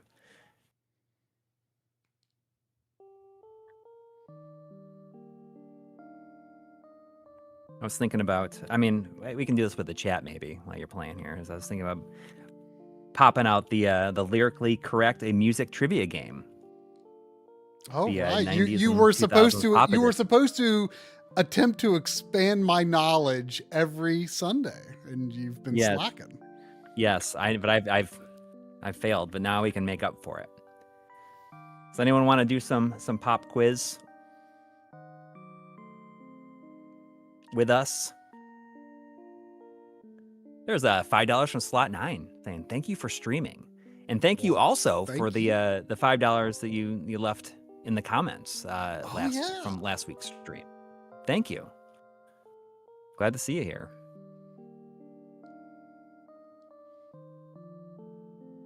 Streamer trivia. I mean, these are, people should not look this up if you can handle it. Okay, so in the song "I Swear" by All for One, they swore that they'd be there like the shadow that's where. This makes almost no sense. And I swear, All for One swore that they'd be there like the shadow that's where. I have no idea what you're talking about. Skirlnick got it right, saying, and so does Shadow Mask, saying that by your side. Okay. It almost didn't make any sense. It didn't. Hard to read out loud.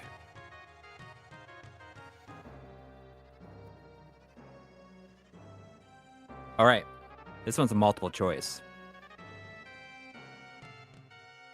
Okay.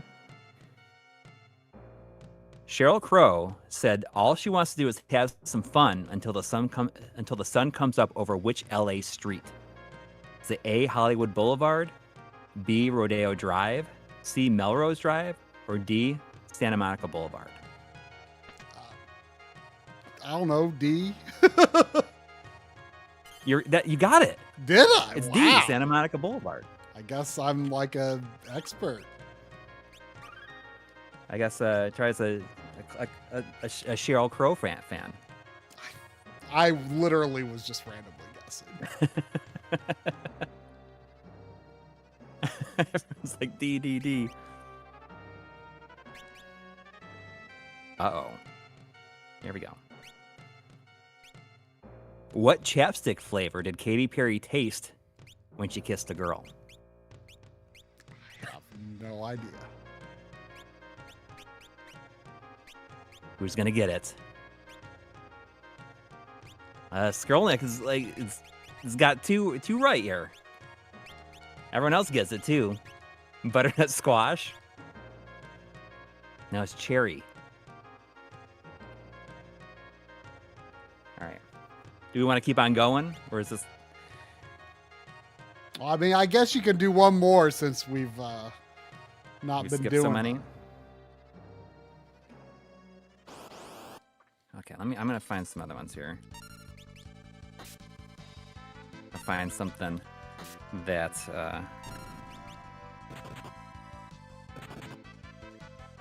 is more interesting here.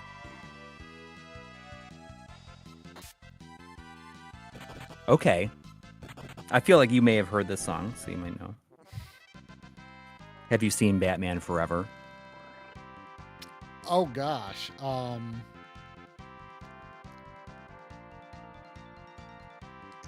Is it the one with Mr. Freeze, or is that Batman? No, that's Batman and Robin.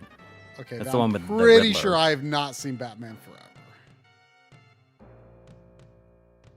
Okay, well, in Kiss from a Rose, Seal says she remains his power, pleasure, and what else? I don't know.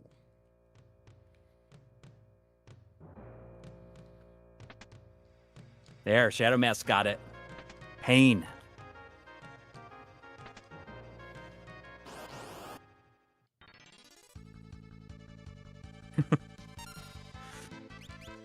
Mind Flusher?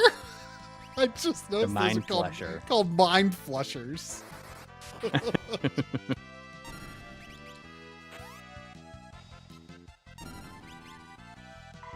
There's a typo in this one. I'm guessing it's supposed to be Mind This one's for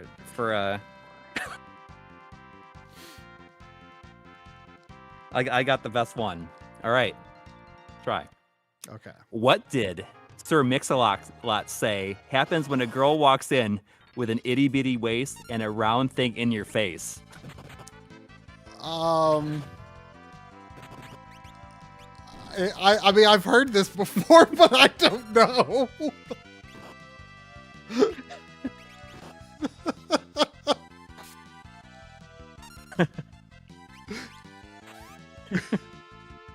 The chat has all got it. Oh, okay. Well, you know, I don't pay very close attention to song lyrics, y'all. I can definitely tell you that's a song I've heard, but I don't know song lyrics. I'm sorry, y'all. I'm sorry. Now we know. Now you know. Now right? I know.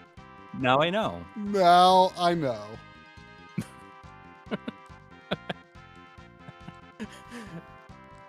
Me too, Turbo Sean. I was hoping that it would be funny if you just like immediately knew. He's like, I get sprung.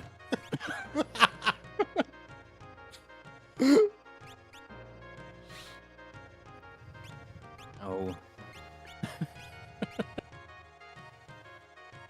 I'll look what else, see if there's any other funny ones in here.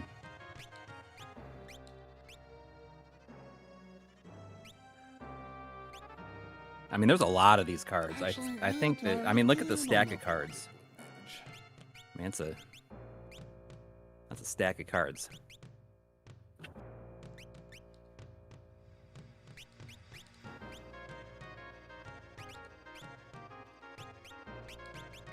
Take one out of the middle. Okay.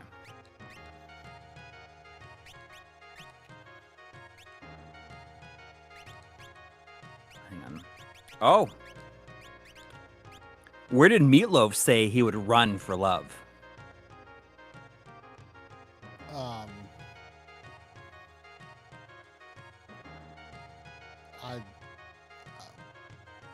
don't know. He'd run to hell and back. Oh, okay. Sounds like something a singer person would say. To the fridge.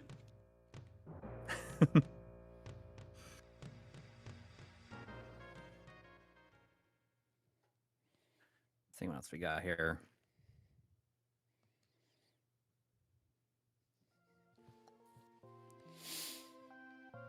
Some of these are pretty tough, though. You just got to really know song lyrics.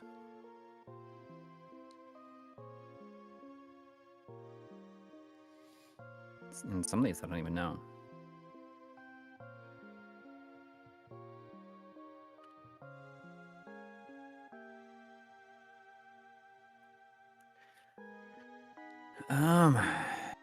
Does the chat want me to keep going? Well, these are some. We got some challenge cards. How does this work? Oh, these are you gotta. Oh, okay. So these are challenge cards. You pull these out to somebody who answers a question, maybe, and then you can ask them additional questions that have to do with that song. Like, what album is that song on? Or how old is that artist today? What year did that song come out? What's the next line of that song? That's kind of fun. You know what I think is really funny is that these cards, for some reason, they just have like this little, I'll take one I've already used here. Oh, they'll have like different icons in the corner. Like this one has a little Nokia phone in the corner. And this one has like what was the T-Mobile? Or is that it's either a pager or is it like, what was the T-Mobile? Like the Sidekick or something like that? With like the screen like flips open. Is that what it was called? Are you familiar with the T-Mobile Sidekick? No. It's kind of a phone that was ahead of its time.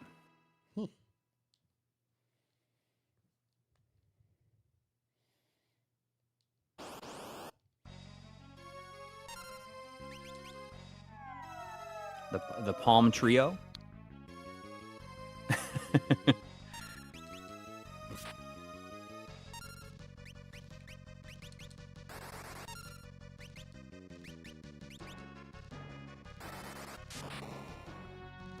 Zero. There's like a ton of misspellings on these. Really? Like just words like spelled wrong. Oh, wow. Focus is good. Dang. Here's a fill in the blank one. This should be really interesting, like easy for everybody. Except okay, fill in the blank. Chester from Lincoln Park said, "I've tried so hard and got so blank, but in the end, it doesn't even matter." You got this one.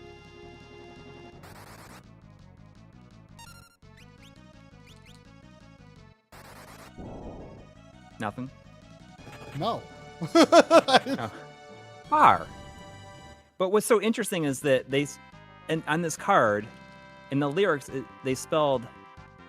I mean, I wasn't really paying too much attention, but I probably wouldn't have guessed it. They spelled the word I with a P. So it's P apostrophe VE.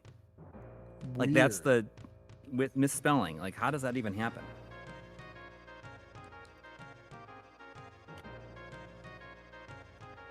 This is $5 from Matthew. Matthew.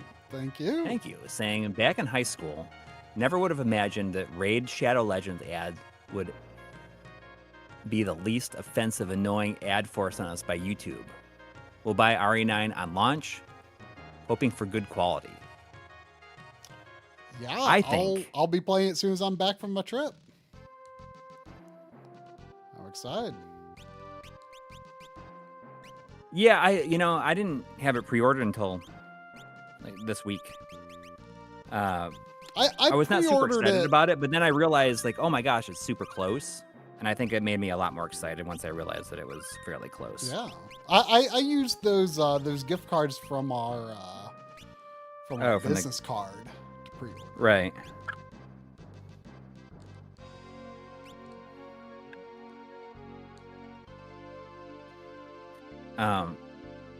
Yeah, I had forgotten that it was so close, and then when I saw that, I was like, oh, that's actually, now that makes me kind of excited about it. Yeah.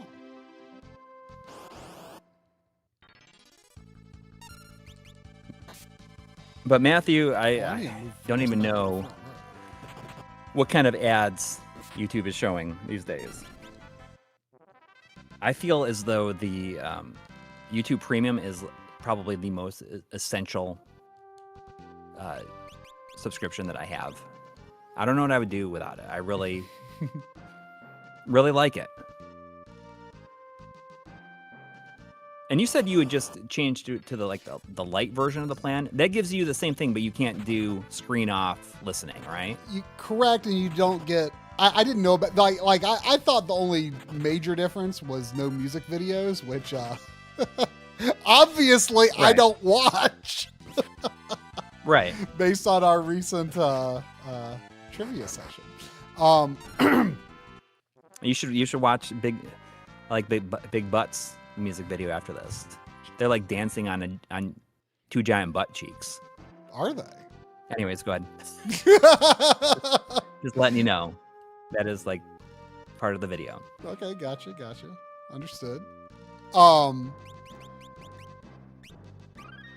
You made me lose my train of thought. Oh, the difference between. Oh, the light. Yeah. So what I learned recently, and I'm still unsure the full extent of this, or if it's like varies from video to video. But like I was watching something that only went up to 1080p, and it like was a lower bit rate 1080p. And Yeah, I it know was there's, like like, it a was like, oh, premium higher bit bit rate, rate okay. is exclusive to YouTube Premium. So the light version did not get that for me.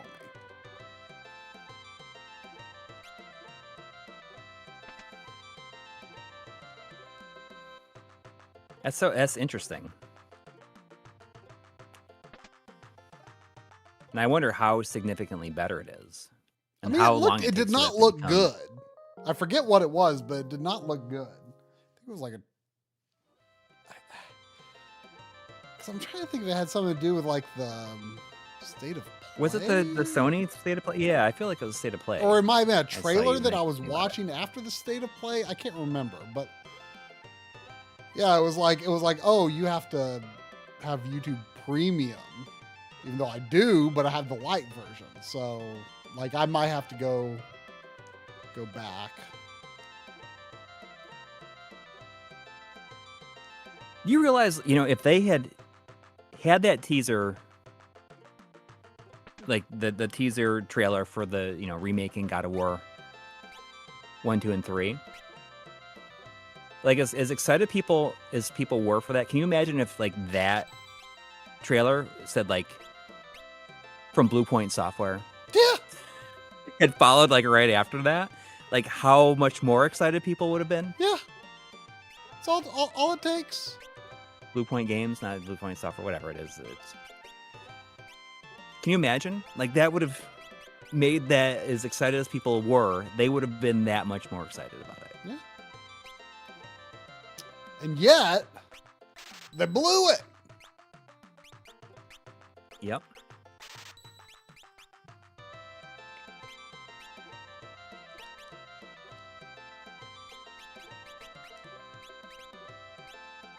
Yep. What a mess.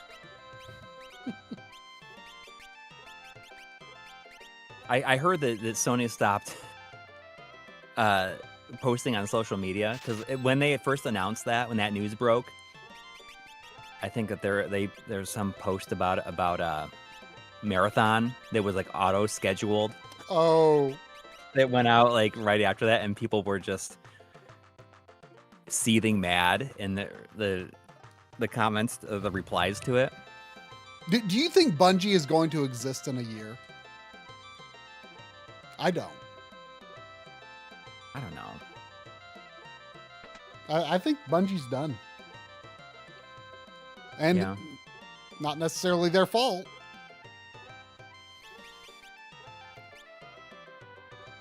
No, I mean, it's impossible to say whether or not Marathon's going to be a success or not. I think they have the legacy, and I think that they have the fan base that will buy it. But I'm not sure if that's something for people to be all that excited about. You know, it's impossible to say whether or not these games, just because we don't play them, doesn't mean that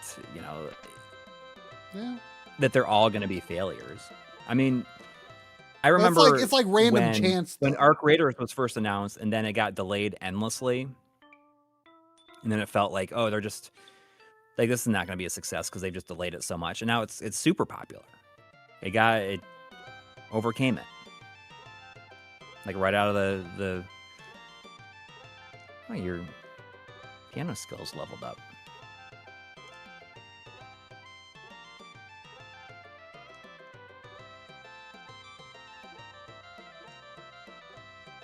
You know what? You could like literally do that with anything, right?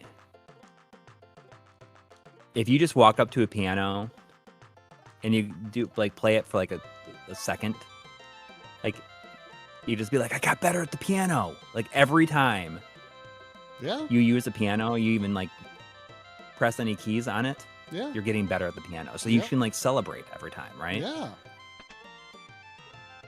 You can be like that about everything. Anytime you do anything, you say, I just got better at this thing. Like right now, you're getting better at Final Fantasy V. I am.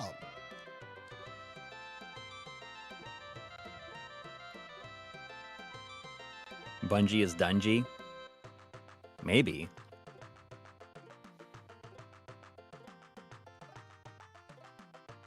Got better at the fork. Got better at eating food. I got better at,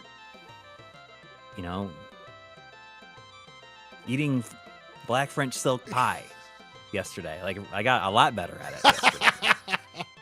Got a lot better at shopping at Kroger, too. Yeah. So, I mean, if you think about that,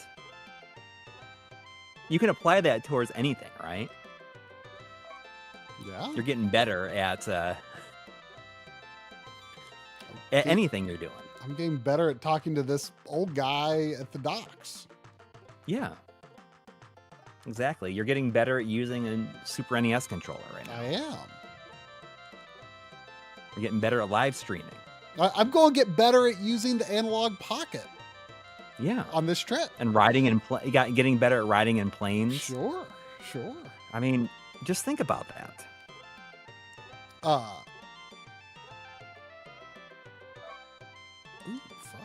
You just apply that towards anything that you do. Ooh, I found that frost rod. You've got better at finding frost rod. I did. Frost rods. I did. It's true. I mean, I see that Cloud F says, I don't know if Tri can get better at pop culture knowledge, though. But he did. He got better at it. You might be right there. You might be right. You got better at it today. Did I, though? I already forgot the one from the first time. Yes. It doesn't matter. You're still getting better. Yeah. You probably will never forget that Sir Mix-a-Lot thing. Who? I feel like that's going to... the Sir Mix-a-Lot. The big butts. Okay. Actually, you think about that. What if it was called I Like Big Butts and it's like B-U-T-Z in the song? It's like you could apply that. That was an appropriate thing to say about this game, or an appropriate question to come up during this game. Sure. Can someone Butts is no bigger than anyone else in this game, though. Yeah. Everyone is the same size. When Gallup saw Butts come walking up to over there, what happened to him? What did he get? He got kicked. No. You say he got sprung. He got kicked in the face.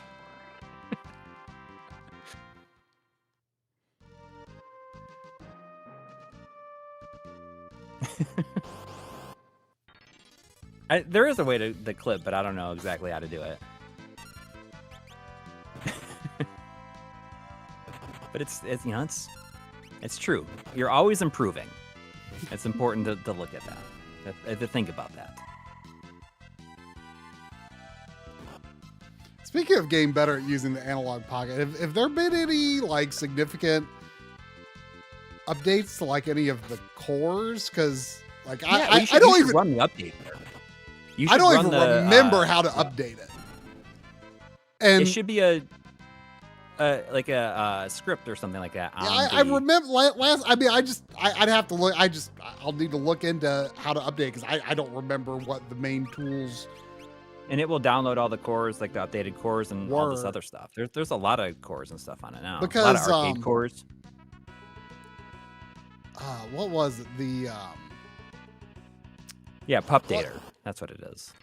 Pup Dater. Okay. You should have it on there, and yeah. Sounds familiar-ish. Yeah, there's a lot of arcade stuff on there.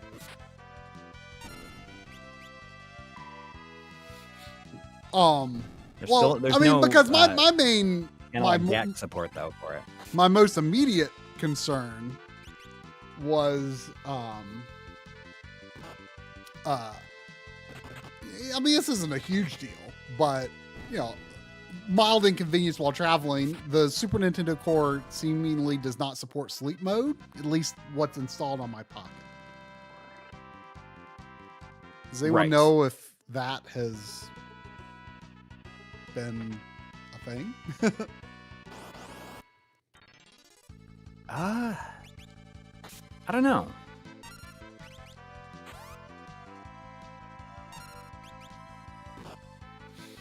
What's annoying is the Analog themselves haven't finished the internal firmware. I don't think there's anybody else. Is there anybody really working on the firmware for this thing anymore now? Yeah, or for the Pocket? I doubt it. I doubt it. I kind of doubt it. Not to excuse it, but like at this point, I just kind of expect them to fall off at some point. Yeah.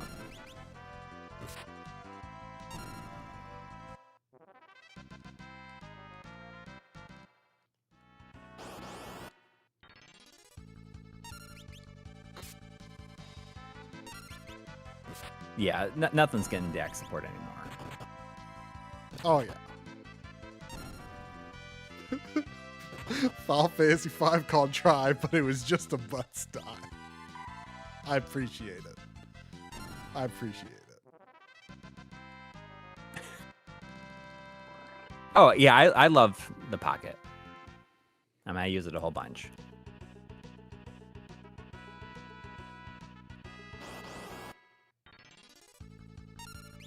And it's great to travel with, you know. I've actually only traveled with it one time before, so this is, and that was playing an actual time, right? Huh? Is it the only one that you're bringing?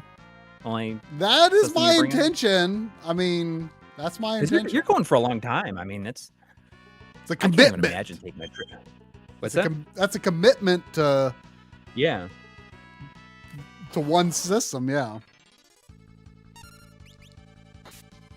Yeah, I can't imagine going anywhere for 2 weeks.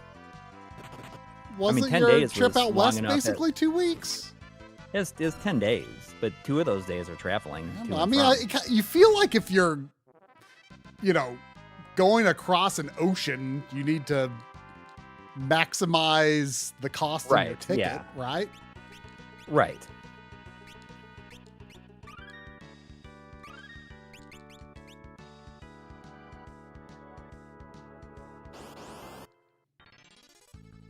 I just can't think of the last time that I was away from home for that long.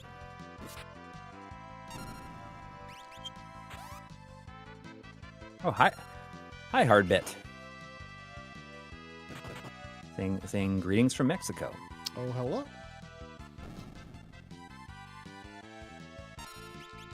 Mr. Dots took my Pocket to South America and Antarctica in January. Whoa. It's a great travel buddy. Do you think your Analog Pocket was the first Analog Pocket in Antarctica? I feel like probably not. At this point. I doubt it. Just, that's not an easy place to get to, Like weather difference. That's that whiplash. That weather whiplash has got to be terrible. I mean, I think he got there via Chile, and that's probably the normal way to do it, I would guess. So you've probably already kind of got acclimated to like you know, the cold weather by the time you get there. Mm. But yeah, I mean, you know, I'm sure I will go on a plane trip with the Switch 2 someday, but the size of the Analog Pocket feels more appealing. I mean, even the Switch 1 is like pushing it for what is like comfortable to use on a plane in some ways. Yeah.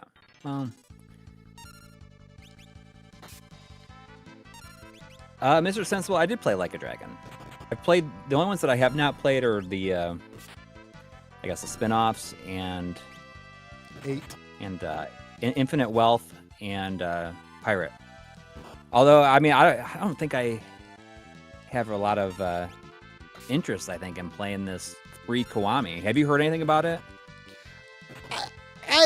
I heard people, like it came out and I really didn't hear anything, and then I saw some vague allusion to people had issues. I mean, people always are gonna have issues with remakes. Like, I don't know what's I didn't look into what it was.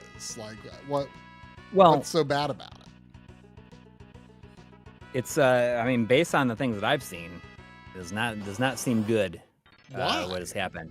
First off, I guess that the game is kind of a mess, and that it's very buggy, which is kind of different for them. Like usually, it feels like they have it. The games have been pretty rock solid. But I mean, yeah, they cut out 70 of the 101 side missions, side stories that were possible. But from what I've heard, and I don't really know what it means, or haven't seen, you know, how it plays out. But apparently the ending totally like makes it so that everything that happens in 4 like can't possibly happen. Really? So I mean, I don't know if I read something about how they kind of wanted it to be this thing where it starts off like its own alternate timeline. Oh. Which is stupid, I think. Yeah, that is weird. So it sounds like I should just stick with the version I have, even though I'm probably not going to like the gameplay too much, huh? Yeah, I mean, you can blow through it really quickly if you want. I mean, I did see that, like, I guess one of the developers said, like, well, we think that this will be the last Kiwami game, and when you finish it, you might understand why.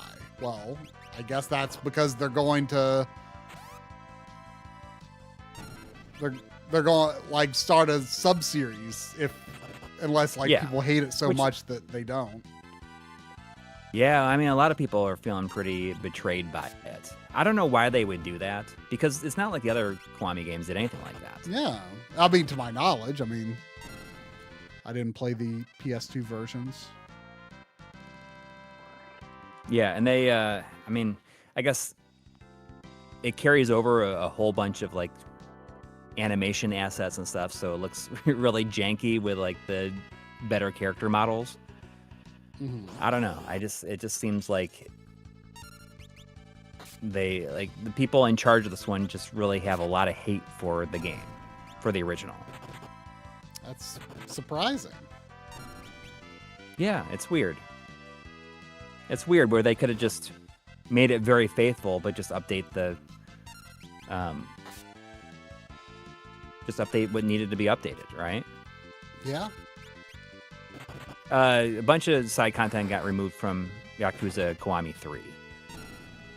The original version had 101 side stories, and the new one only has 31. That seems like a low number of side stories for Yakuza. I mean, I wouldn't want to engage in that many myself. 101 seems like a lot, too.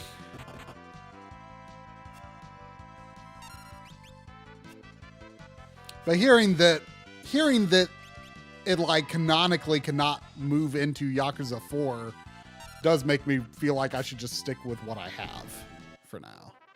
Yeah. And like if someday if someday they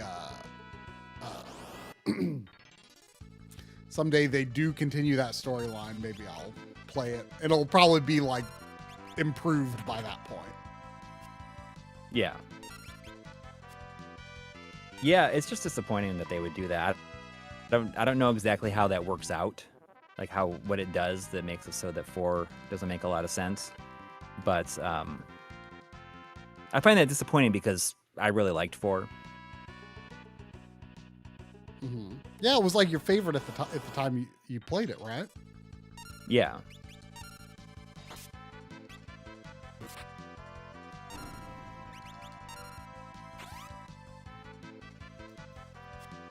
You know what I just realized? I forgot to look in the settings. I'm probably not using the highest battle speed. Oh.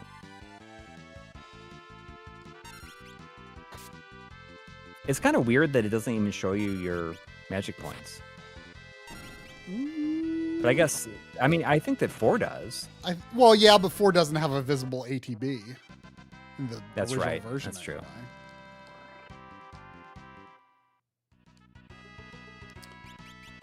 What we got? Yeah. I mean, I think that, yeah, at this That point, would you wait, are but I fine want playing the Kiwami speed. 1 and 2, but 3 apparently is not good.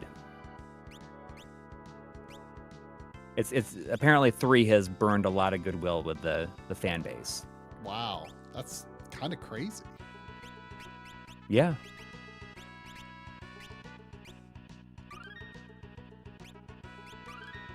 And it's also, like, I guess, technically messy, which is, it makes me feel like they didn't even want to make it. Yeah, it's wild.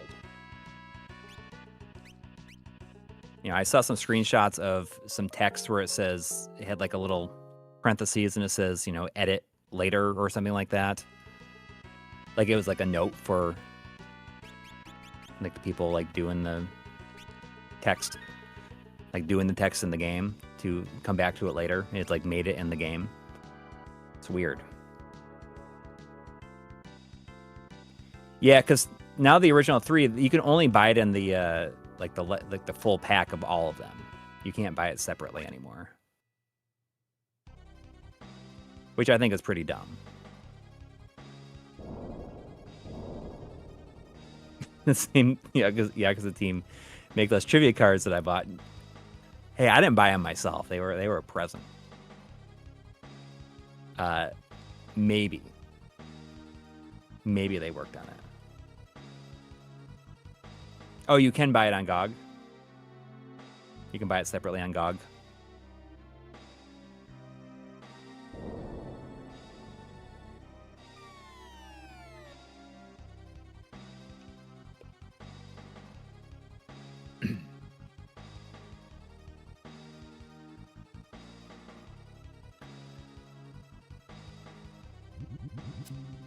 Hey, did you watch that second season of Fallout yet? Well, you probably haven't had time. No, I haven't What had else stuff you've been time, doing? but I want to.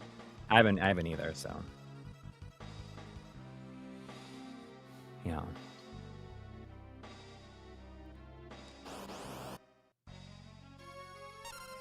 The guy who plays the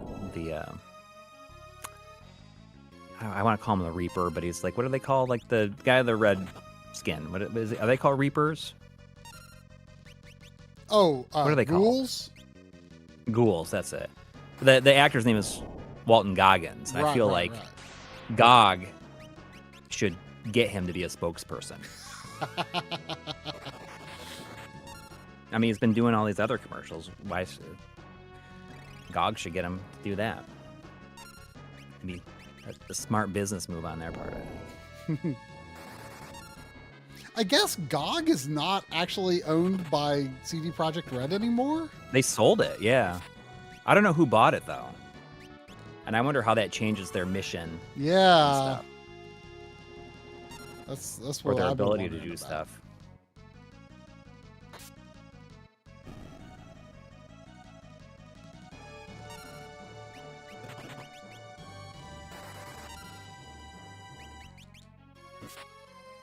Uncle Baby Billy, is that Gemstones?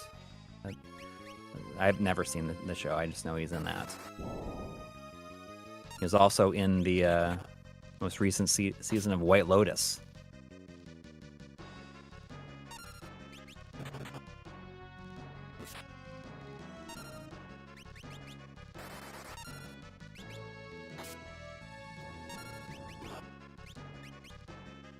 Oh, geez.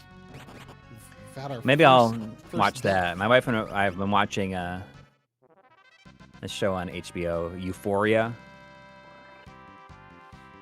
And I don't know, it makes me terrified to have teenagers. I'll tell you.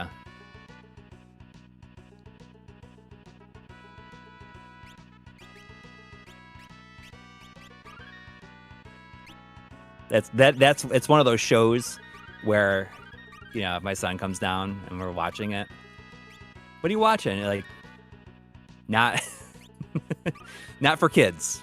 Not for kids. You cannot watch this. Not even for 5 minutes. Oh, my daughter is 13. She is a teenager, but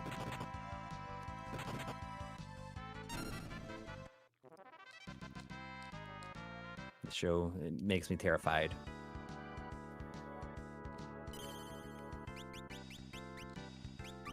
Yeah, they ported that like the PC version of Breath of Fire 4.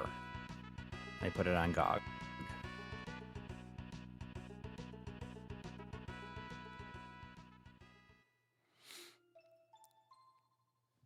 Kiryu. I don't remember what the dragon's name was in the PS1 version. But I kind of doubt it was Kiryu.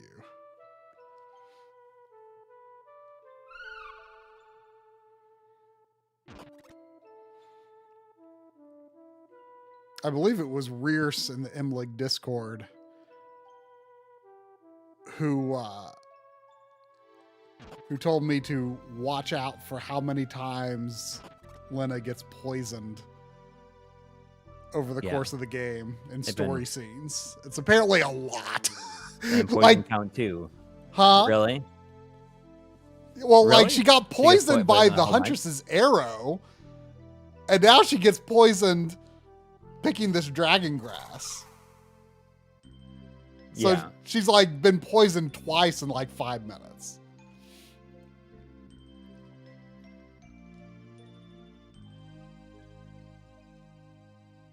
Right, you're saying, Mr. Sensel's saying Strider, Hiryu. That's my Grandmaster Mayo's impression during the cutscenes. You played Strider, right? Have you ever played the arcade version? Not too much. Strider? Mostly the Genesis version. The voice acting on the cutscenes is very funny. Mm.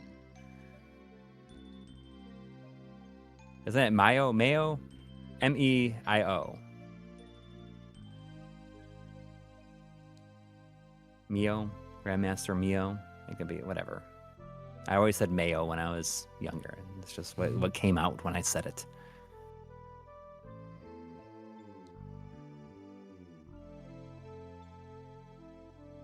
But it's funny because, you know, I was talking about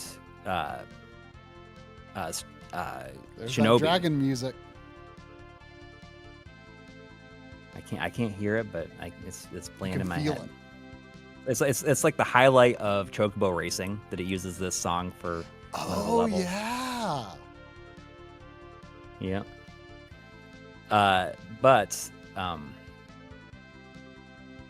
Shinobi feels a lot like Strider 2013. Actually. Although that's all one interconnected world, it feels like it plays almost similar.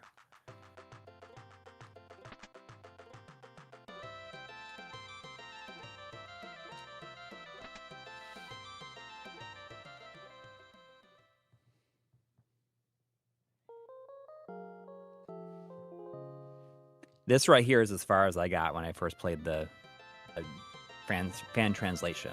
First time I used an emulator.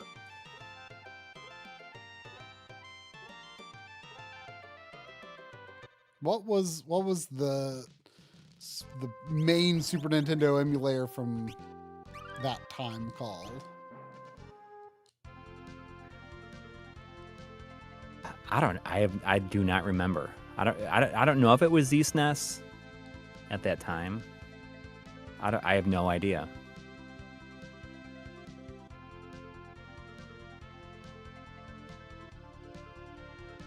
Yeah, Z-SNES, yeah, or SNES 9X. It might have been. One of the two. Those and Nesticle.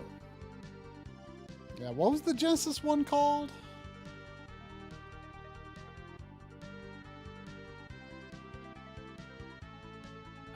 Was it Kega? That's not ringing a bell. Kega? I did download a Genesis emulator back in the day. Genesis. Or Kega Fusion. Oh. I do Genesis.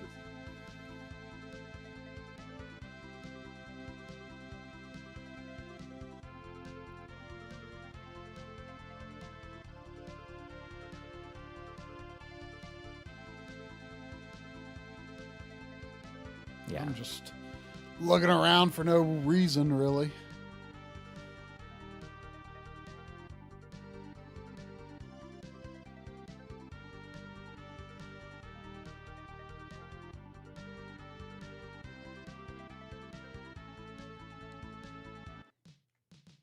I would have had to emulate that on my Packard Bell computer.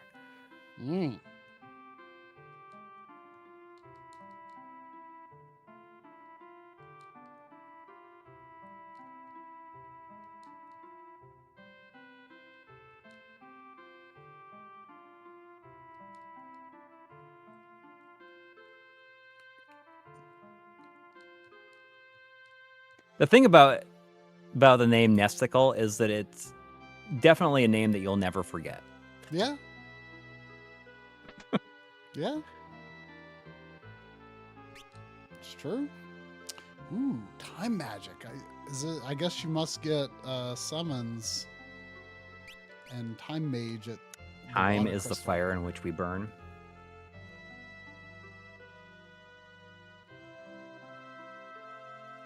Wow, this town is quite compact.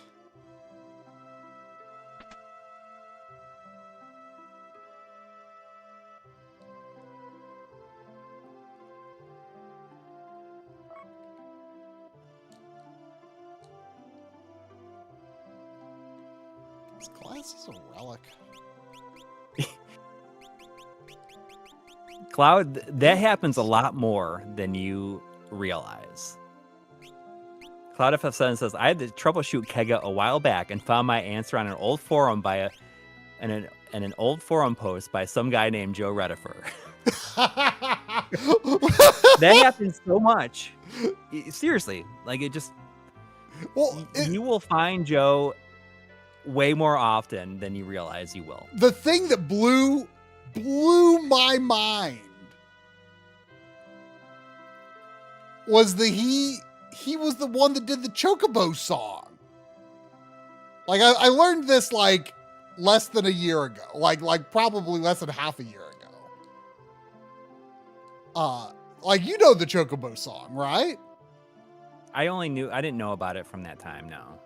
Like Final Fantasy is an RPG. Yeah, I mean I know. It's the only one that I need is the RPG for me. Final Fantasy is all that I play. All other games are lame.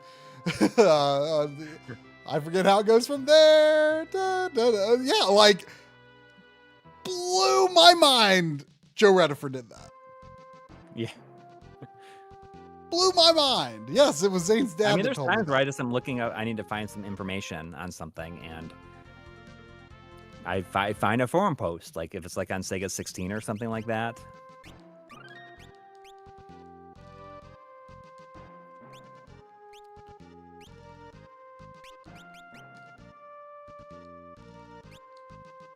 Any abilities for anyone to deal with?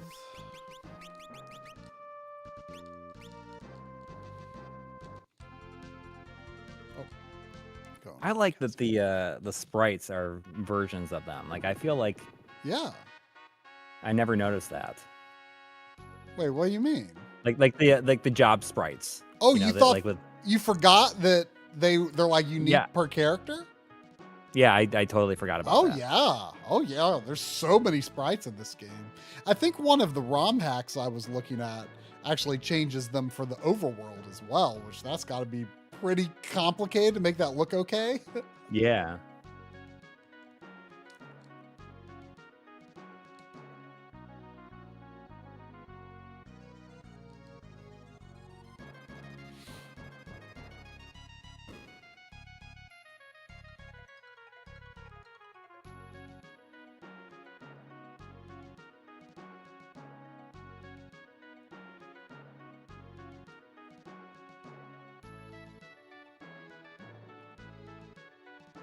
Oh, you can make Butts a dancer? I mean, you can make everyone a dancer. That's awesome. A Butts dancer. A butts dancer. Yeah, the Butts dance. You know, dancer was actually my main job in Final Fantasy 14 for a long time. Really? Yeah. It's really fun. Highly recommend it. Did you just post videos of it on YouTube? I did not. Is that Sakaguchi's job, you think, in that game?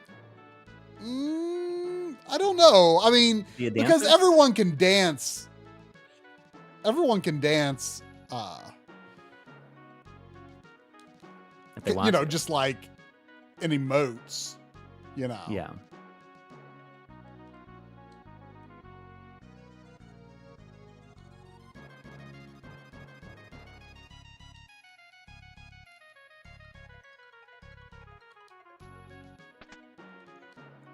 Oh, So what happens if you let them out? I'm pretty sure laying out the wolf is good. Oh. Well, how do I get out now? Am I stuck? You break it? Wait. Oh, it was Rusty. I feel like that other guy is bad, but I don't remember for sure. I mean, look at how fast he's moving. Looks hyperactive.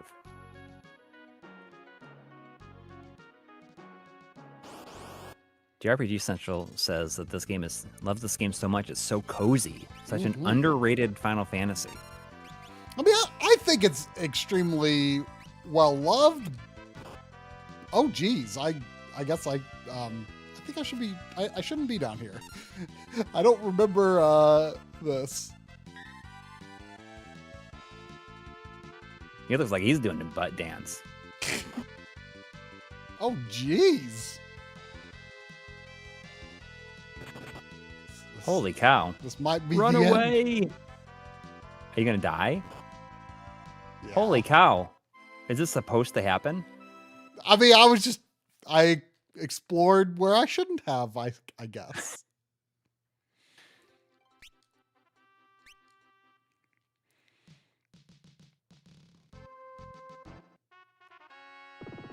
Oh, you're saving on all files there. Yeah, you know, I mean, it's my habit to use multiple files, just so you know you can go back to Right, but I mean, when there's only 5 options, right? Is there only 5 slots total? 4, I think. Oh, Yeah, but you know, I just like to be able to go back to saves, you know. Okay, that's where I went that was bad, I think. I used to only use save files, like one save file at a time too. But now Oh, it's my save it habit to on like as many make a new slots one as I can. constantly, so you have like you can go back to like random points in the middle of the game for recording. Yeah, exactly.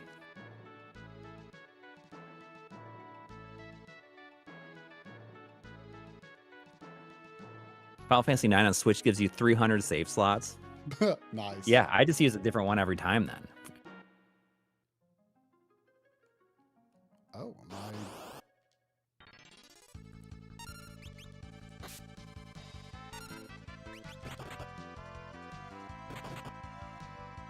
Ooh, it's an elf toad.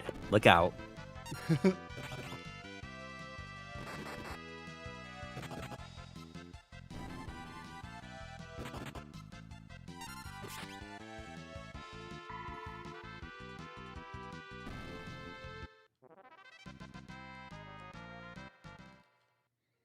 I updated my MemCard Pros to use that new interface, but I feel like it's really hard. Like, it doesn't connect to it very often.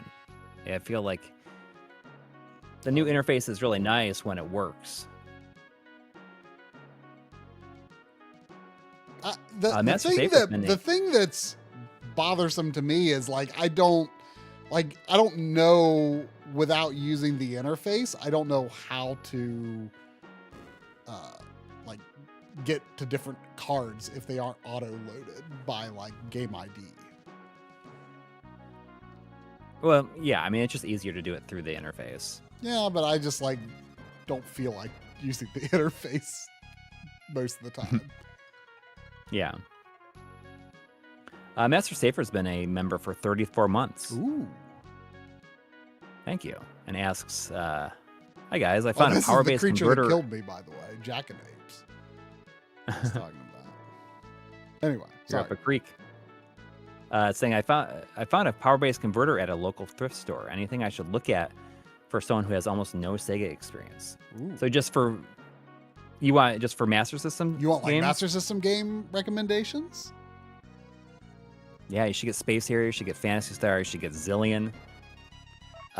You should get Quartet. You should get the Ninja. You should get and you should look Wonder up Boy, European Wonder Boy games Monster Land and Wonder Boy 3 The Dragon's Trap. You should look up European games as well because they are the same ROM generally. They are often cheaper and they run at 60 hertz on NTSC systems, and they are exactly the same as the American version. Considine is good. Lord of the Sword. Oh, really? I like the Ninja.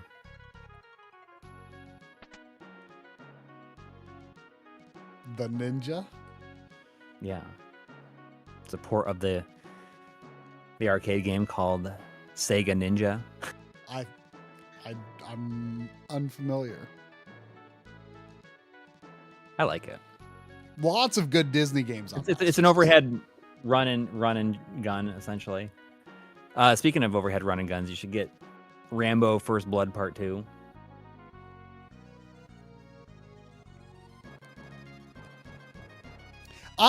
I like a lot of the Master System games that came out like after it wasn't really much of a thing in the US. Like, you know, a lot of the ones that only came out in Europe or in Brazil. A lot of the ones that are like better versions of Game Gear games. Like I kind of feel like that later Master System era is the best. Phantasy Star is just amazing though. Yeah. Monopoly. Yeah, Monopoly is pretty good. Not really.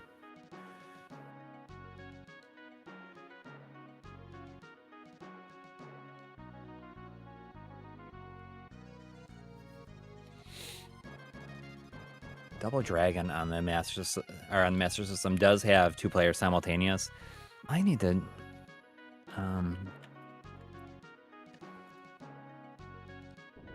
what I think is really funny about the Master System version of Double Dragon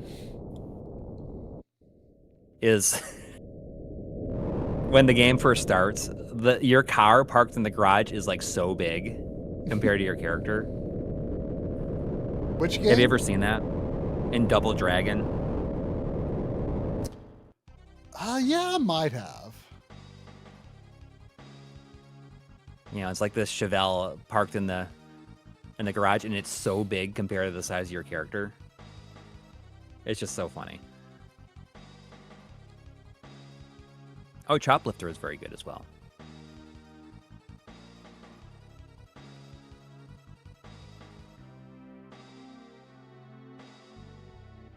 Got to figure out what I'm doing for next week. weren't you gonna do some Diablo 4? That's gonna be the 8th, on March 8th, the week after.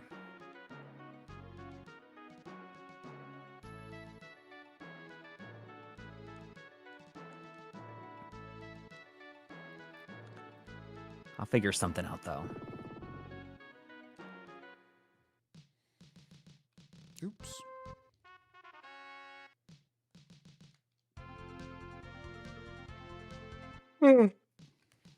There could be games I've never booted.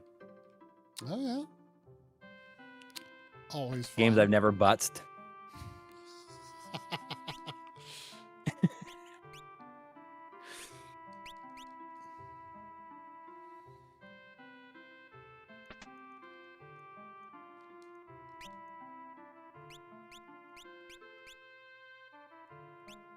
I finished the last Astrobot levels. I haven't. Oh, that could be good. That could be fun. I'd have to look, see which ones I have not. I think the Christmas one was the last one that I played. So you don't have Sephiroth. I have Sephiroth, no, or Cloudo. Sephiroth is it's tough to get, but I did it. Yeah. It ain't easy. Oh wait, I was going to buy the magic while I was here.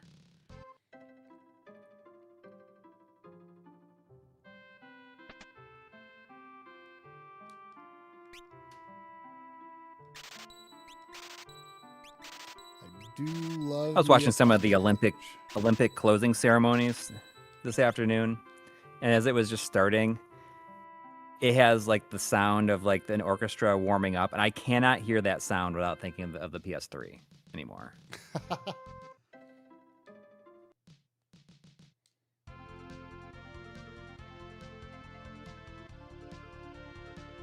Organize and clean games. I mean, we'll see. I mean, you know, it was popular. Maybe I'll do.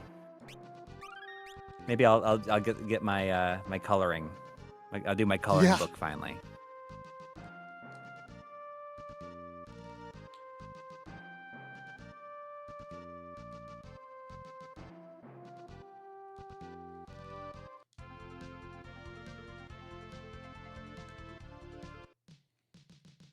Sound of the plastic cracking. It cracks me up. It cracks me up hearing the sound of it only happens with the regular Slims, where it's just that the plastic on that of the shell just expands and it's like. Does yours do that? Wait, your Slim? No. I feel like it's a common thing. No. Oh man, it's so you've loud. Talked about it before. Yeah, I mean that happens to other people though, right? It's not just me.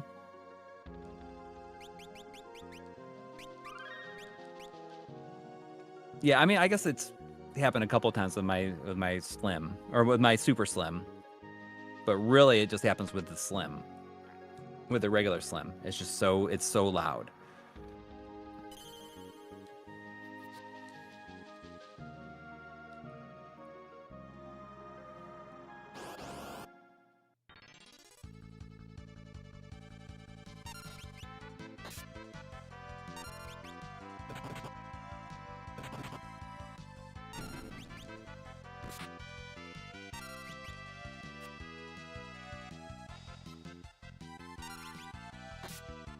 I wish I could remember what my 4-job Fiesta loadout was. I don't know. Of course you don't. I was always too afraid to try that. I wish I could remember what it was. I think I had Ninja, which I was really hoping for. I think I did. So is the whole thing is like everybody has to have the same job? No, or is it every crystal, each of the 4 crystals, you can only get one job. Okay.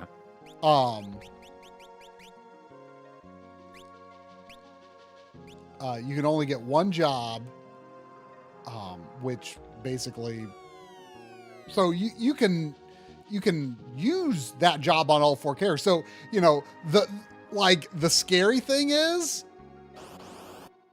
and I think this happened to me, which it's scary at first, but in the long run, it's what you want.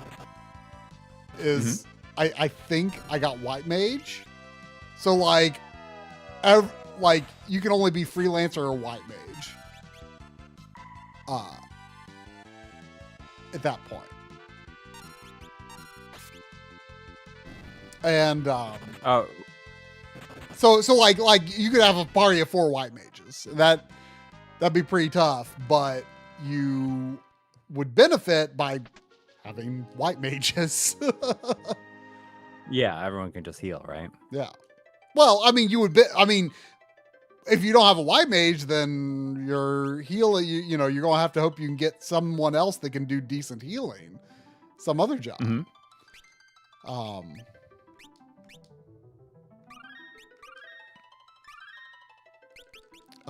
But yeah, I don't remember exactly what it was.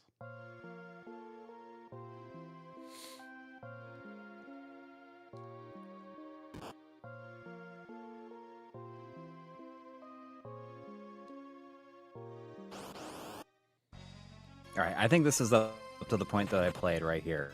Ah, okay. When I played through it in the fan translation, I could not beat this boss, I think. Well, let's see if in a stream where I'm just kind of lazing my way through it, if I can beat it. It kind of looks like Gallop. Like who? Galuf. Oh. Galuf. Does he? Galuf. A little bit. Does he? Oh, I need to, yikes.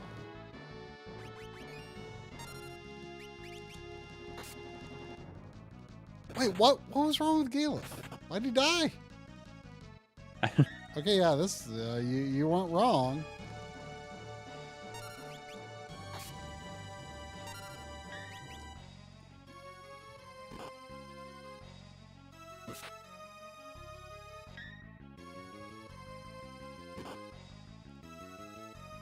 Ferris is pretty tough, though.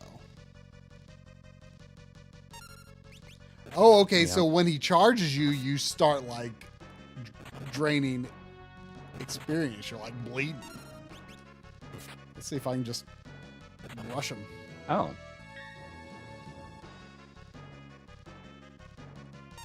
Yeah, yikes. This is intense. That is. Gonna kill you.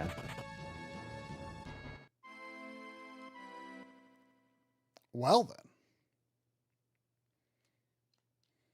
Well, that is probably a decent place for me to pick up again. Oh, I forgot there was a checkpoint there. I mean, should I try to beat the boss again, or should we call it? It's up to you. I think that's probably good. Yeah, that's probably good. Probably good. It'd be a good warm up for when I pick it back up. Yes. Right. So yeah, new video tomorrow morning. Probably 11 or so is usually. Yeah, I don't know exactly. Happens. Maybe. Or I don't know if we should do it like more like noon, since like. Yeah. DF Direct Weekly goes up probably 10 or 11.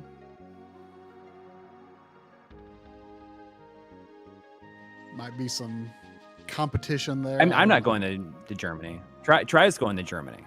I'm staying home. I ain't going anywhere. I'm gonna be here for the next 2 weeks. Well, you should go. You should go sometime. You might think it's pretty neat. Yeah. I'll just be hanging out at home eating black French silk pie. Yeah. I'll be here And you know, if I'll find out what I'm doing in next week, but then the week after that's going to be some Diablo 4 co-op. But I don't know I'm doing next week. I'll figure something out. But Stefan is saying I need to try spaghetti tortel. I don't like spaghetti, so you're gonna have a tough sell here for me.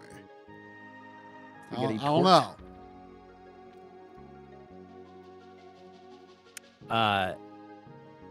But yeah, if the person comes and checks out the skunks underneath the front porch and gets that taken care of, then I will be streaming at my normal time tomorrow at 9 o'clock. We'll see how far we get into Kingdom Hearts. I think I'm pretty close to the end, but we'll see how it goes. Anyways, thanks everybody who donated, everybody for hanging out. Hope everyone has a great week.